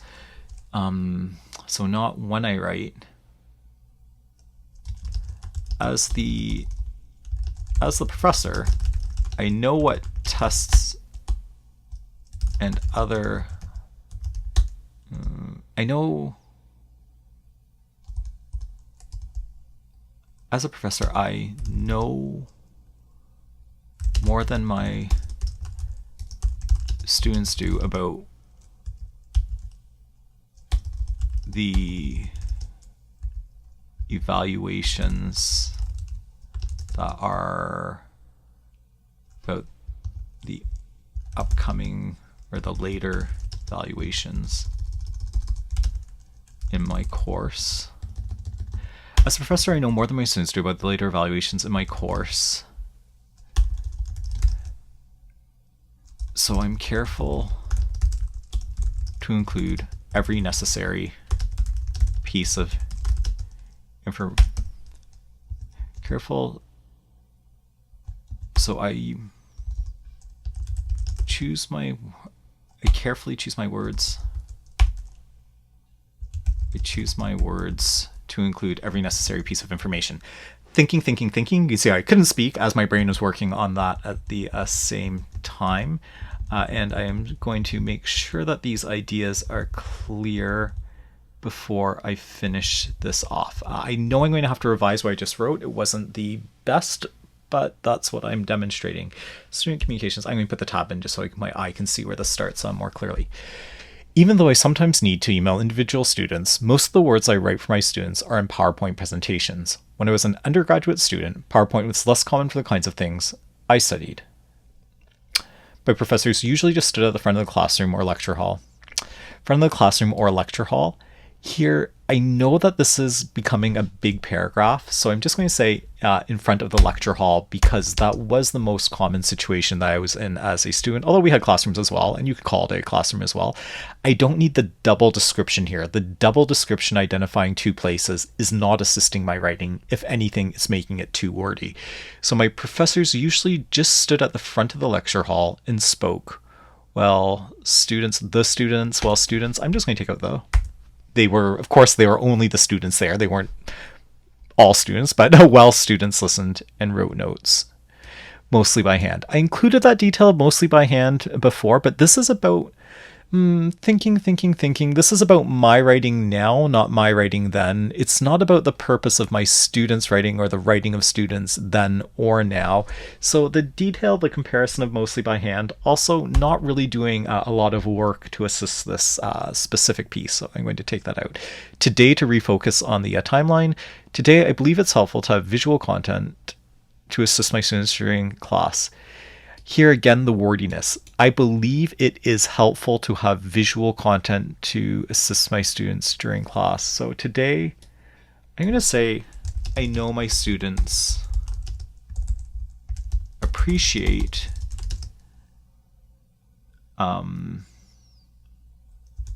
visual content during class. I do some work in a topic that we call universal design for learning, and this would be an example of multiple means of representation. I could just stand in front of the classroom and speak to my students as my traditional university professors did, but I have the tool of PowerPoint. It's not that hard to make a PowerPoint if you're a full-time professor, and I know that it is helpful for students for reasons like studying from it that I talk about here. So I'm changing the sentence to today. I know my students appreciate visual content during class. I'm thinking about if you say during our classes, my classes, during class, I'm good with this for now. I'm often teaching, now I'm explaining why this is important, why the visual content would be important in a more complicated topic, not just talking about like, oh, how was your weekend? How's the weather? So I'm often teaching about law. I'm often teaching about law in Canada's legal system. Again, too wordy. I'm often teaching. I teach about law in Canada's legal system. Am I teaching about the thing, or am I teaching the thing? Do I need the word about? I teach law in Canada's legal system. Teach about. Maybe I don't absolutely need the word about here, but I like having the word about here. I think it flows on more nicely. I teach about law in Canada's legal system, so I know it's important to choose plain English words. I didn't go into the idea of the complexity, but I think I mentioned in my comments earlier, like, you get it. The law and the legal system is complicated, so you see the contrast with why I would choose plain English words. For this writing right now, I'm okay with this. You'll see that at some point you have to decide when you're just okay with whatever your writing is, whatever the prose is, because you could go on forever and ever and ever and constantly improve your writing. There really is no end to where your writing could be the best form of your writing, other than time maybe limits you for your deadlines as a student. I teach about law in Canada's legal system, so I know it's important to choose plain English words. I teach about law in Canada, so I know it's important to Canada. Today I know I teach about law in the legal system. I'm going to cut this up into different sentences. I teach about law in Canada's legal system. You get some information about me. The reader gets some information about me. And I am going to say, I know it's important to choose plain English words to make this words because my students are new. I'm going to say usually new because some of my students are like lawyers from other jurisdictions, are usually new to this content. I'm happy with this. As the professor, I know more than my students do about the later evaluations of my course, so I choose my words to include every necessary piece of information. I like to use animations within PowerPoint. I like to use animations within PowerPoint to reveal the words that describe each idea in sequence. The PowerPoint files are also helpful for my students after class because many will use the same files when they study. Each week, I summarize important bits and pieces of what's going on in my weekly wrap-up messages. Oh, so here I've gone from PowerPoint to the weekly wrap-up messages. I think it can be a little bit confusing if someone's going to read this for the reader. So I'm going to say I'm looking for where the last time I throw and I also do blah blah blah because it's such an easy technique. I'm just going to do that here. I also post weekly wrap-up messages each week. Weekly wrap-up messages each week. I'm going to get rid of this. I also post weekly wrap-up messages on our learning management system. Our learning management system, I don't like it. I don't like on our course website. You get the idea of what a course website is. The reader does as well. I also post weekly wrap-up message. I also post weekly wrap-up messages on our course website. A lot of W's, a little bit distracting, but for now I'm okay. I also post weekly wrap-up messages on our course website to summarize important bits and pieces. This is just a phrase I say all the time. So to summarize important details, bits and pieces. The bits and pieces are details. The details are about what's going on. So important details of what's going on in all my classes, of details of what's going on in all my classes, or the details in all my classes. What else are the details about if the details are not about what's going on in my classes? Is it about like which park I walked my dog in last weekend? Is it about what I'm going to cook for dinner?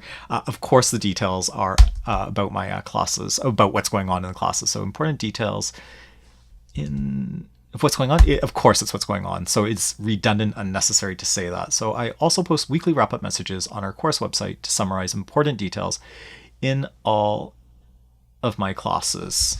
And this was the bits of the sentence as I was revising it. Again, I have my note to myself in yellow. I think this was the last one where I had to finish. Maybe at the very end I had another note. Tie this off with an ending that emphasizes that I'm writing for a different purpose in this wrap-up message.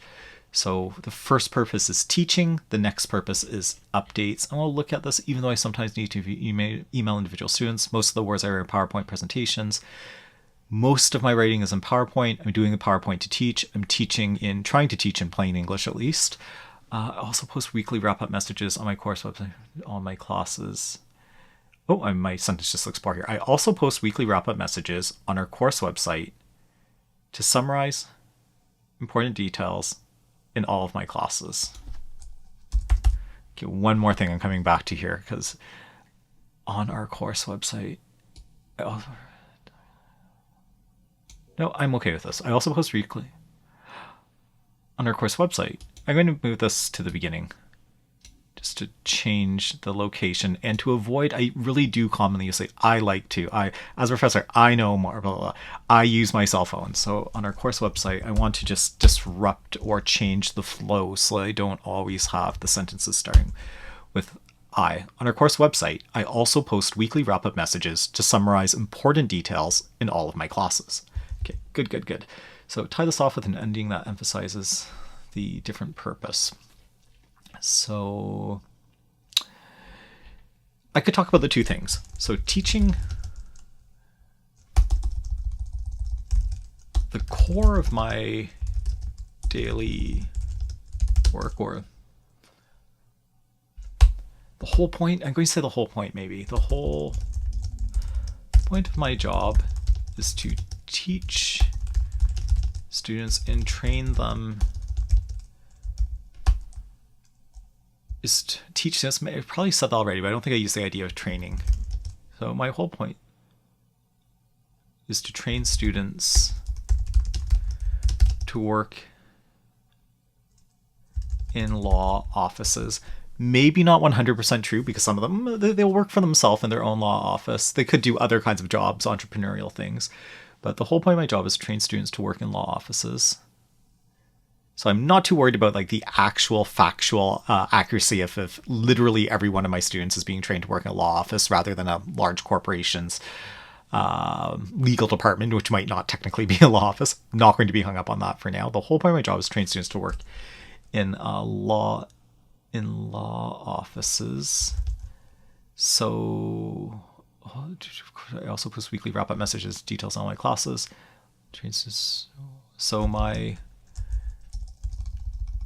So the content of my lectures is important,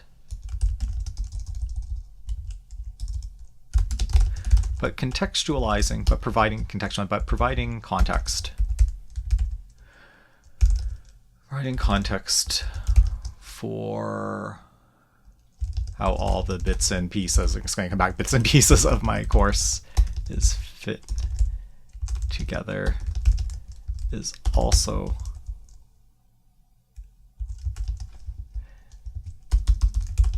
important. I'm going to write this so I can revise it, which I achieve through my wrap-up messages. Okay, I know this isn't great, but I want to refocus on what I'm doing here. Tie this off with an ending that emphasizes the idea that I'm writing for a different purpose in this kind of wrap-up message. So I'm almost there. The whole point of my job is to train students to work in law offices. So the content of my lectures is important, but providing context for how all these bits, I'm almost there, but I'm just not happy with it. I was not comfortable with this whole point of my job in the first place, so I'm going to keep working on this. So it's the content of my lectures that I want to lead off with. The content of my lectures, I truly write, obviously, too often, and like once in this piece is okay. Twice, I'm going to say it's not okay for the short amount of writing. I like the flow of it. This is how people speak casually where I live in the world today in casual English. So I think it is plain. The content of my lectures is obviously important. And instead of but, whenever I write a but, I want to think, is it a but or an and? The content of my lecture is obviously important, and providing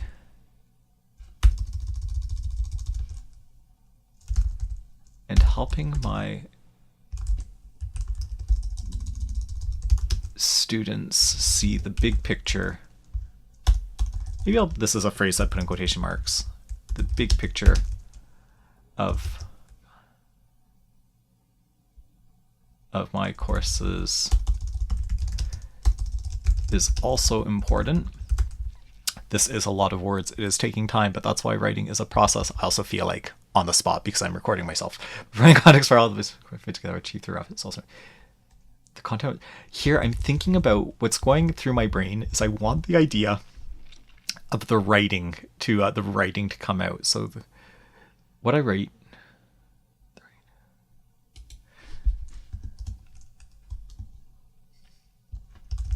the content that I write for my lectures is obviously important, and helping my students see my content that I write for my lectures is obviously important, and helping my students see the big picture is also important. And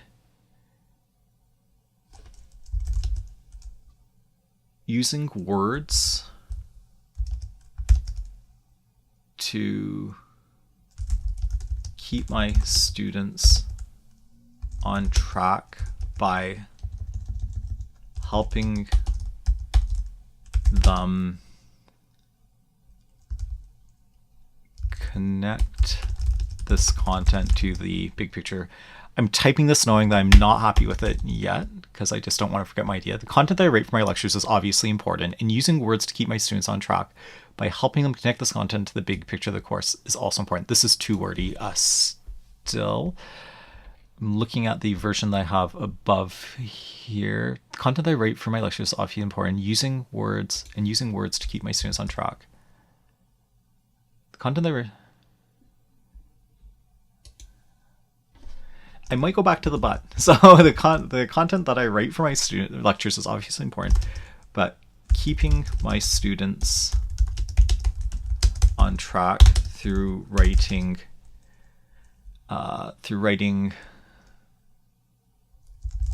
updates about writing updates to keep their learning focused is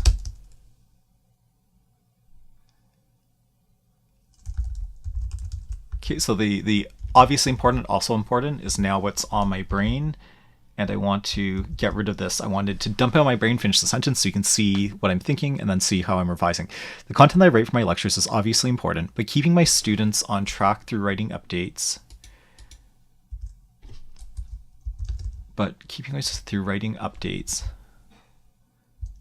is also important.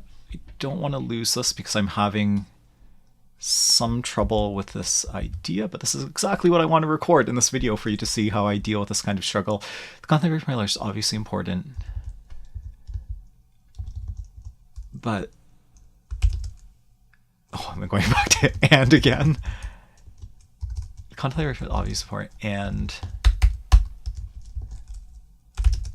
the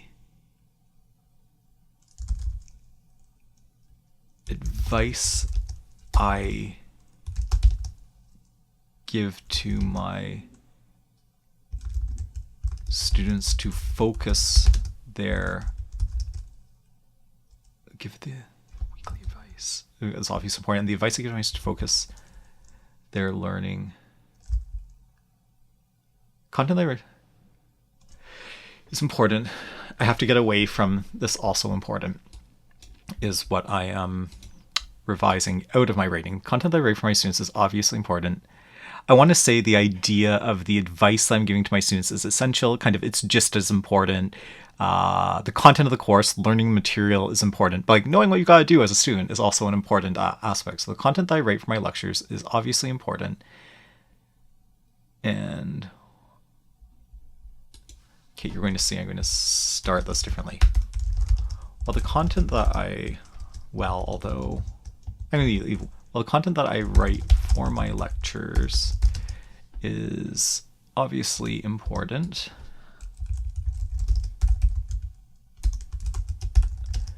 It's also useful for me to give clear to, it's also useful for me to write clear instructions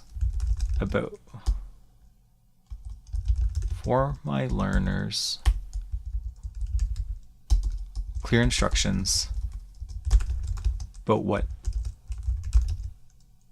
I'm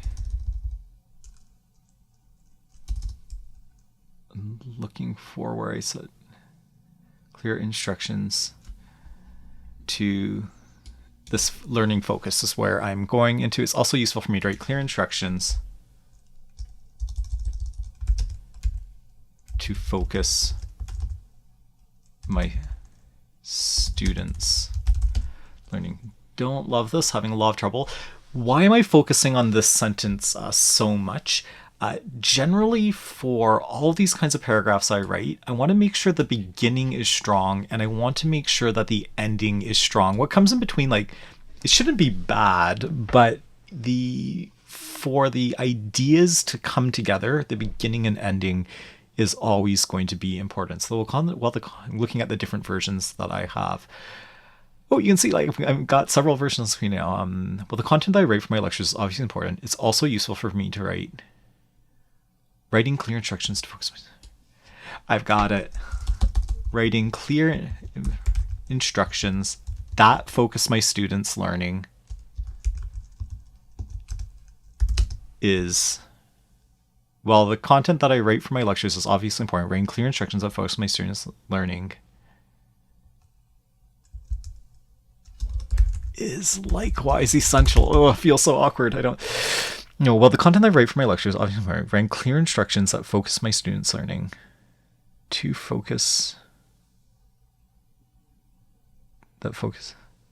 I'm looking at this. Writing clear instructions to keep my students' learning focused.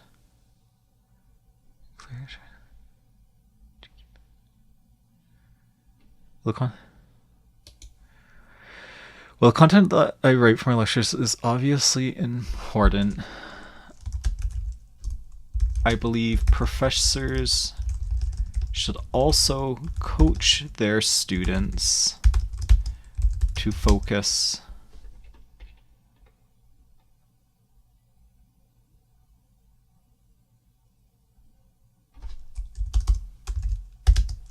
their students' learning through writing clear instructions.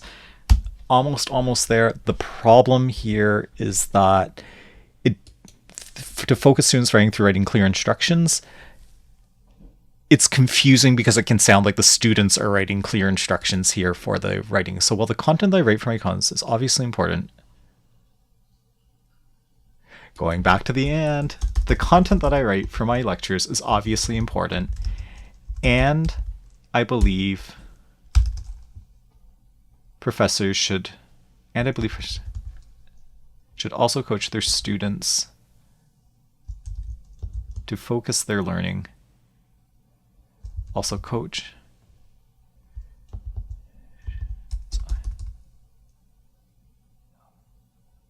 Should also write clear instructions to their students' learning on track. I liked the word coach. I'm just going to throw it away. I'm not going to deal with it.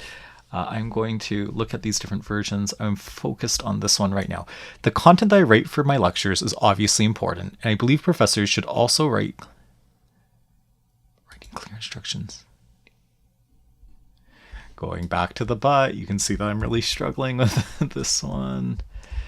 The content I write for my lectures is obviously important, but it is writing, but even though I do want to emphasize writing, I also don't want to repeat the literal word write or writing too much. Content I write for my lectures is obviously important, but giving clear instructions to keep my students' learning on track. But so is. And so is. Back and forth. The content I write for my lectures is obviously important, and so is giving clear instructions to keep my students' learning on track. I am finally happy to keep my students' learning on track. Now, you can see, like, of anything I've done so far, if I wanted to work on this longer, I might take a break and come back to this, but I am leaving this video as a live writing demonstration. I have so many versions here, just so it's captured in the recording. See all these different versions that I have. This is the one that I like. I am going to cut it and move it to the top and paste this in. This time I am not going to keep all these other versions. We've got them here in the recording if you want to see them. Took me several tries. This is realistic. If you want to... even more that I'm still finding here. Even more that I'm finding still here. All of this, remember, I started off with my note to myself, tie this off with an ending that emphasizes the idea that I'm writing for a different purpose in this kind of wrap-up message. Have I achieved my goal?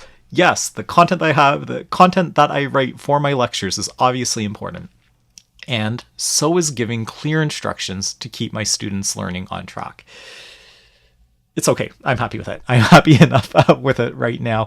And I think that I have achieved my goal of demonstrating this idea. Oh no, I still have more to write. It doesn't end. When I'm not at work, I use my cell phone too much. I'm rarely actually speaking on calls because I prefer to text friends. These messages are way less formal, so I choose different words and use short forms regularly. I also use emojis. Unlike in my professional life, people do not rely on my messages in the same way to assist their... Unlike in their...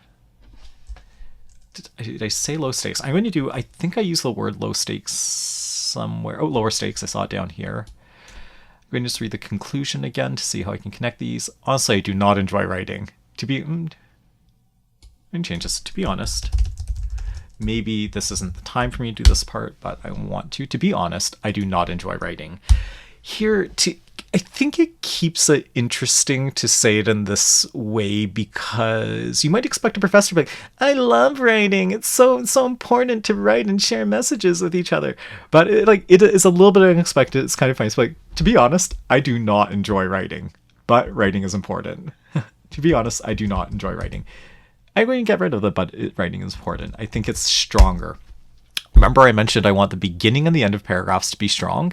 This should capture your attention. I hope it captures your attention as a reader. To be honest, I do not enjoy writing. In my professional life, I'm obsessed with accuracy because it will help my colleagues do their jobs and my students learn things. I expect that some of this writing will be read more than once. Writing in my personal life involves much lower stakes because no one needs to take my words so seriously. Here, now that I've done this little bit, we're coming back to here. I know I'm going off track with what I just said I do. To be honest, I do not enjoy writing. Do not take words so seriously. Here, sentence to conclude. I've opened up kind of this lightness, kind of this like I don't know. It's not that playful. It's not that fun, but that's the tone that I'm going to take to conclude this. So to be honest, I do not enjoy writing. Writing my personal life involves much more lower stakes. No one needs to take my writing so seriously. And maybe I'm going to say, so I'm thinking in my brain, I could say something like my advice to students, my advice to people who don't write is to not take it seriously, except when you need to. Don't know if I want to go in that direction. Writing my personal life. So I still need a phrase. I need something to finish. I don't enjoy writing. My professional life, I'm obsessed with accuracy because I'll help my colleagues do jobs, learn things. But some of this writing will be read more than once. Writing in my personal life is much lower stakes. No one needs to take my words so seriously. Here, this isn't how I normally would write things, but maybe for the purpose of this demo, I'll say, so what purpose does writing serve in my life? So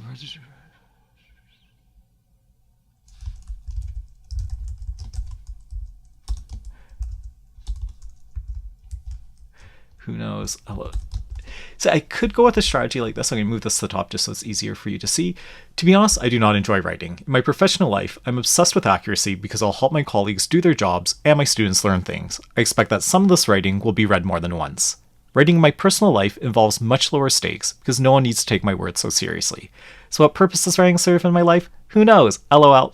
It's not cute. Trying, maybe it's trying a little bit hard. It is not cute. This is not a good ending here. So I'm going to try again, but I don't want to try again forever. To be honest, I do not enjoy writing. In my professional life, I'm obsessed with accuracy because I'll help my colleagues do their jobs and my students learn things. Expect that some of this writing will be read more than once. Writing my personal life involves much lower stakes because no one needs to take my words so seriously. I am coming back to, even though I'm tempted to finish this, I'm coming back to this after I read the beginning again. Back to the text messages. When I'm not at work, I use my cell phone too much. I'm rarely actually speaking in calls because I prefer to text friends. These messages are way less formal, so I choose different words and use short forms regularly. I also use emojis. Unlike in my professional life, people do not rely on my messages in the same way. Unlike in my professional life, this is my text in red, this is what's going on. So unlike in my professional life, I don't have to be so careful with each and every communication. But of course,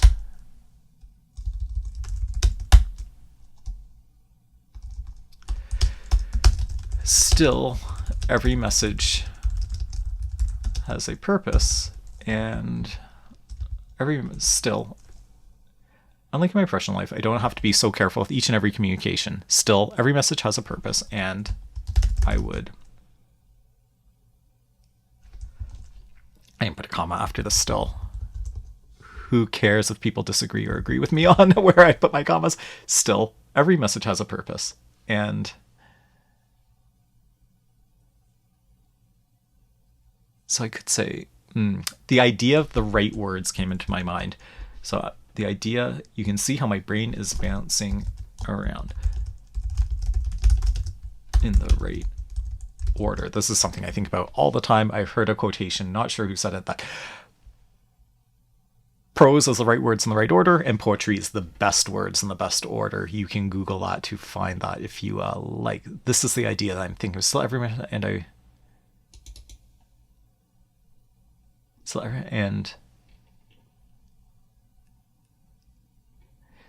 word has. So I'm hearing. I want to transition to this idea, like it's just not that serious. It's just not that deep. Still, every message has a purpose, and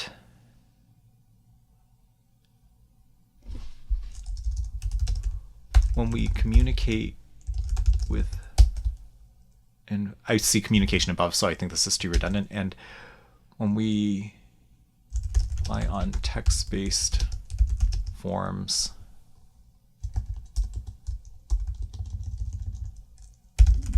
of communication, our words always matter. This is good enough. Okay, right words in the right order. I have that rolling around in my head. I'm going to see, can that idea help me here with my conclusion? Writing in my personal life, as no one takes my words so seriously. Right words in the right order. Let's go there. Let's use that to finish this off. Writing in my choice.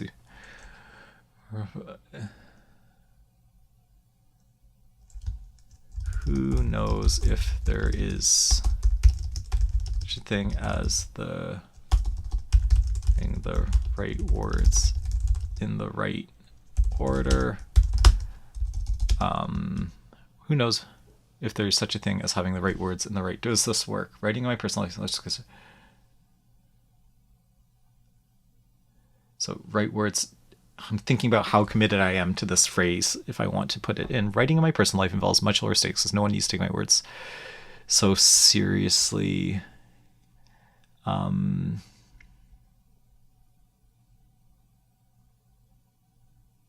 Here I'm thinking about whether I could say something like, I don't care about getting the right words in the right order all the time, but like obviously I do care. That's why I just made the point earlier on, so that doesn't work so well. Maybe I'll say something about the ideas about purpose, and I could say something here about if I've achieved the purpose, but I can say that I don't have trouble with the purpose. I have to come back to this yet. Here I'm just going to leave the square brackets to show myself that this is incomplete, because I want to come back to the very beginning and look at my writing overall now that I've been working on this for so long. Oh, almost exactly 2 pages with this large font. So what purpose does writing serve in your life? Here, notice I have these subheadings for breaking this down, signposting the little bits and pieces of my writing. Some people will tell you that it's bad, even though it's obviously clear to you what the parts are because I have these subheadings here. Some people will tell you that subheadings are bad in writing because you're relying on the subheadings and not the writing to connect to the different bits and pieces here. So I'm deleting those. I can always bring them back if I want. You can rewind if you want to see them, and we'll see how this writing flows. Here I have this on 2 pages, so I can look at everything at one time. Again, I'm going to stick with my quick writing because this is how quick speaking, because this is how I would read out loud if I were reviewing this for myself. As a college professor, I do several types of writing. I write to both colleagues and students. Accuracy is always at the top of my mind. When I'm at work, the goal of every communication is to transmit an idea to someone else. I know that other people may write for other reasons, plural, good thing we're double checking, like pleasure, but that does not describe most of the kind of writing that I do. I like it. I'm able to go, does not describe most of the kind of writing I do. What happens next? I explain the kind of writing that I do. Writing emails is a part of daily life for professionals. Writing emails is part of. I'm fine with it. I'm thinking about for professionals generally, me specifically. It's fine. I'm going to come up later on through the rest of this. I'm going from general to specific through my situation. Writing emails is a part of daily life for professionals. I often write to my manager and other colleagues. The kinds of updates I give range in importance, but I always try to write succinct messages because I don't want to waste anybody's time. Being at work affects my word choice and tone. For people who don't use email on a daily basis, Word doesn't like that this is so wordy. So people who don't use email people don't use email at work. Lots of people have jobs, so they don't need email. For people who don't use email at work, I imagine it's hard to appreciate how important our old emails are for our work. I call this my inbox memory for short.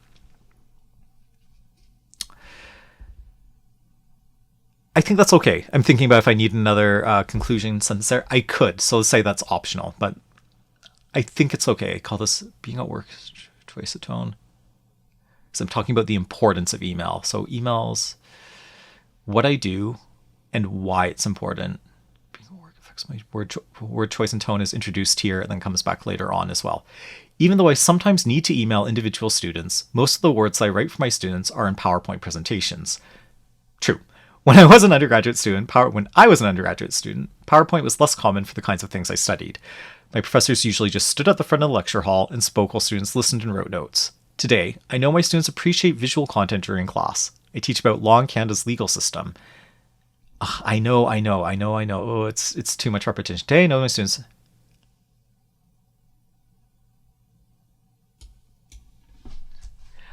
I'm just going to take out the first I know. Easy solution. Today, my students appreciate visual content during class. I know this. That's why I'm writing it. I don't need to say the I know in that sentence I just changed. I teach about law in Canada's legal system. I know it's important to choose plain English words because my students are usually new to this content. As the professor, I know again. Yikes, I'm too repetitive. As a professor, I'm going to say I'm aware of. As a professor, I know more than my students. Ooh, it's important. I want the I know here. I know more than my students do about the later evaluations in my courses. Plural. So I choose my words to include every necessary piece of information. Word wants me to put a comma here. Let's see. As a professor, I know more than my students do about later evaluations in courses. Yes, I'm happy with the comma there. So I know it's important to choose plain. I teach about law in Canadian system. I don't need the I know.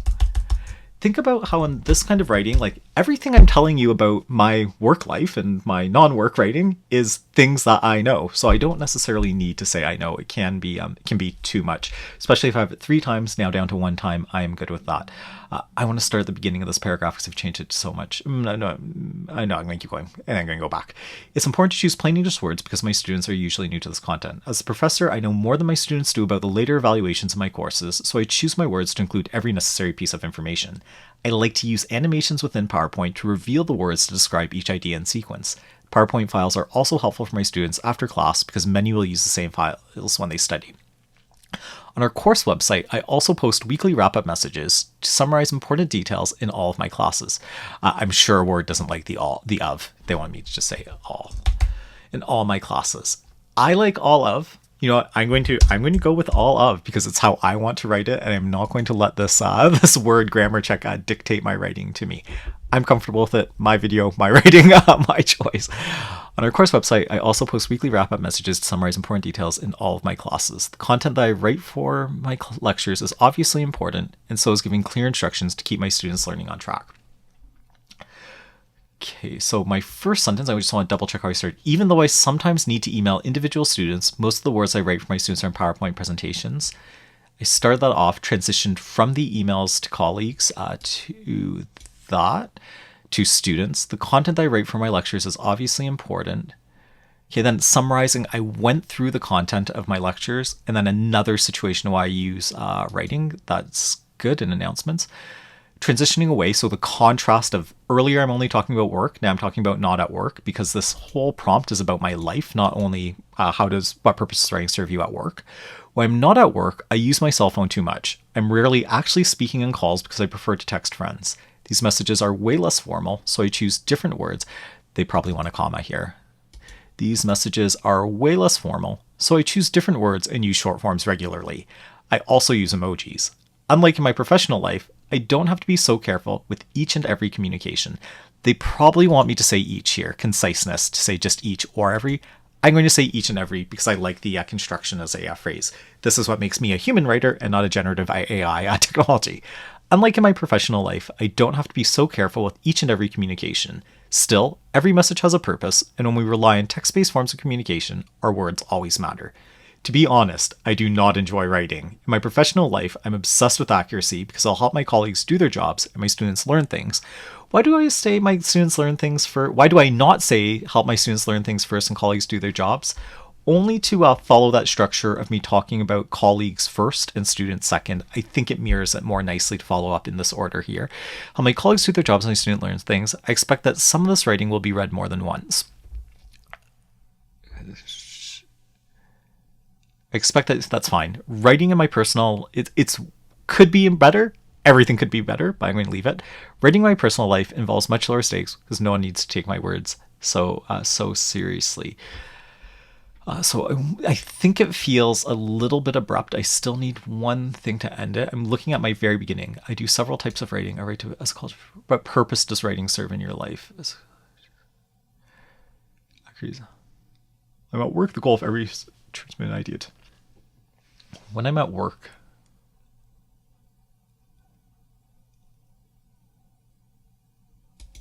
is the goal of every communication to transmit an idea to someone else only when I'm at work or always? Not necessarily always, because here I am talking about the other forms of writing, so I'm not going to get hung up on that.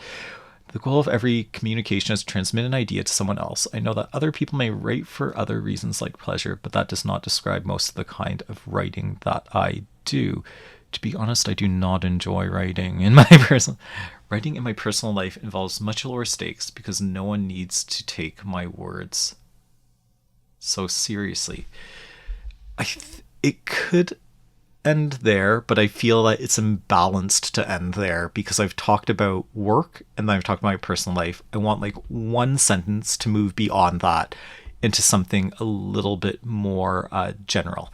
Ideally something clever, something if I return to this tomorrow, I'm sure I could do a better job of than thinking live on the spot. When I am bored of writing this little piece of work, I can't imagine how you feel, how bored you feel writing your assignments. I can't imagine as a student forever, but let me see what I can do with this. So what purpose does writing serve in my life? Why do I keep repeating that? I want my writing to be both unified and coherent, and returning to that will help. It will help tie this off. I'm not talking about like what country do I want to travel to the most, or how expensive is too expensive for a liter of milk at the supermarket. This has to be focused on what purpose does writing serve in my life. To be honest, I do enjoy writing in my personal life. So,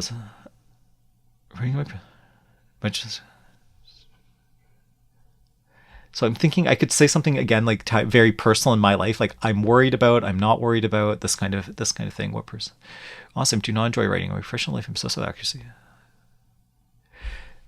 I do not enjoy writing. Thinking if I can mirror this or connect to this again in my very last sentence. To be honest, I do not enjoy writing in my professional life. Homework, everyone. Please finish off this paragraph for me. Please let me know in your comments below this video. Thinking still about what I can do for this. So you can see this kind of thing can be difficult to do. I think that I don't have the same. Oh, no, I don't have the same paragraph space here for some reason. I'm not worried about that. I'm distracted by that, but I'm not worried about that. Oh, now I want to clear that symbol. To be honest, I'm doing my professional life page. I'm going to make this wider again just so we can see this in larger letters. To be honest, I do not enjoy writing. In my professional life, I'm obsessed with accuracy because I'll help my colleagues do their jobs and my students learn things. I expect that some of this writing will be read more than once. Writing in my personal life involves much lower stakes because no one needs to take my words so seriously.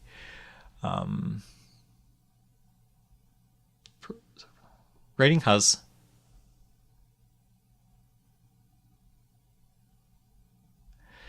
thinking about saying I care about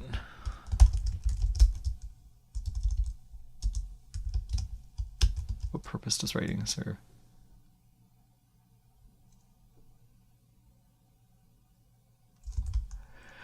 I am going to cheap out because I am struggling with this so much. So whatever purpose writing serves in my life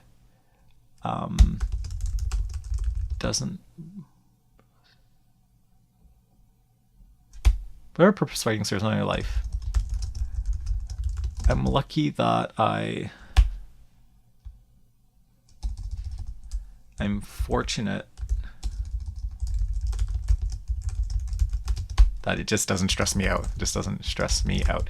This is poor, but you'll see that I am finishing this off. To be honest, I do not enjoy writing. To be honest, I do not enjoy writing. In my professional life, I'm obsessed with accuracy because I'll help my colleagues do their jobs, my students learn things. I expect that some of this writing will be read more than once. Writing in my personal life involves much lower stakes because no one needs to take my words so seriously. Whatever purpose writing serves in my life, I'm pleased that doesn't stress me out. I'm just pleased that it doesn't stress me out because I know that writing is very stressful for a lot of people, especially students. I understand that is why people are turning to generative AI tools to help them with their writing. My number one tip for improving your writing is always to do more reading.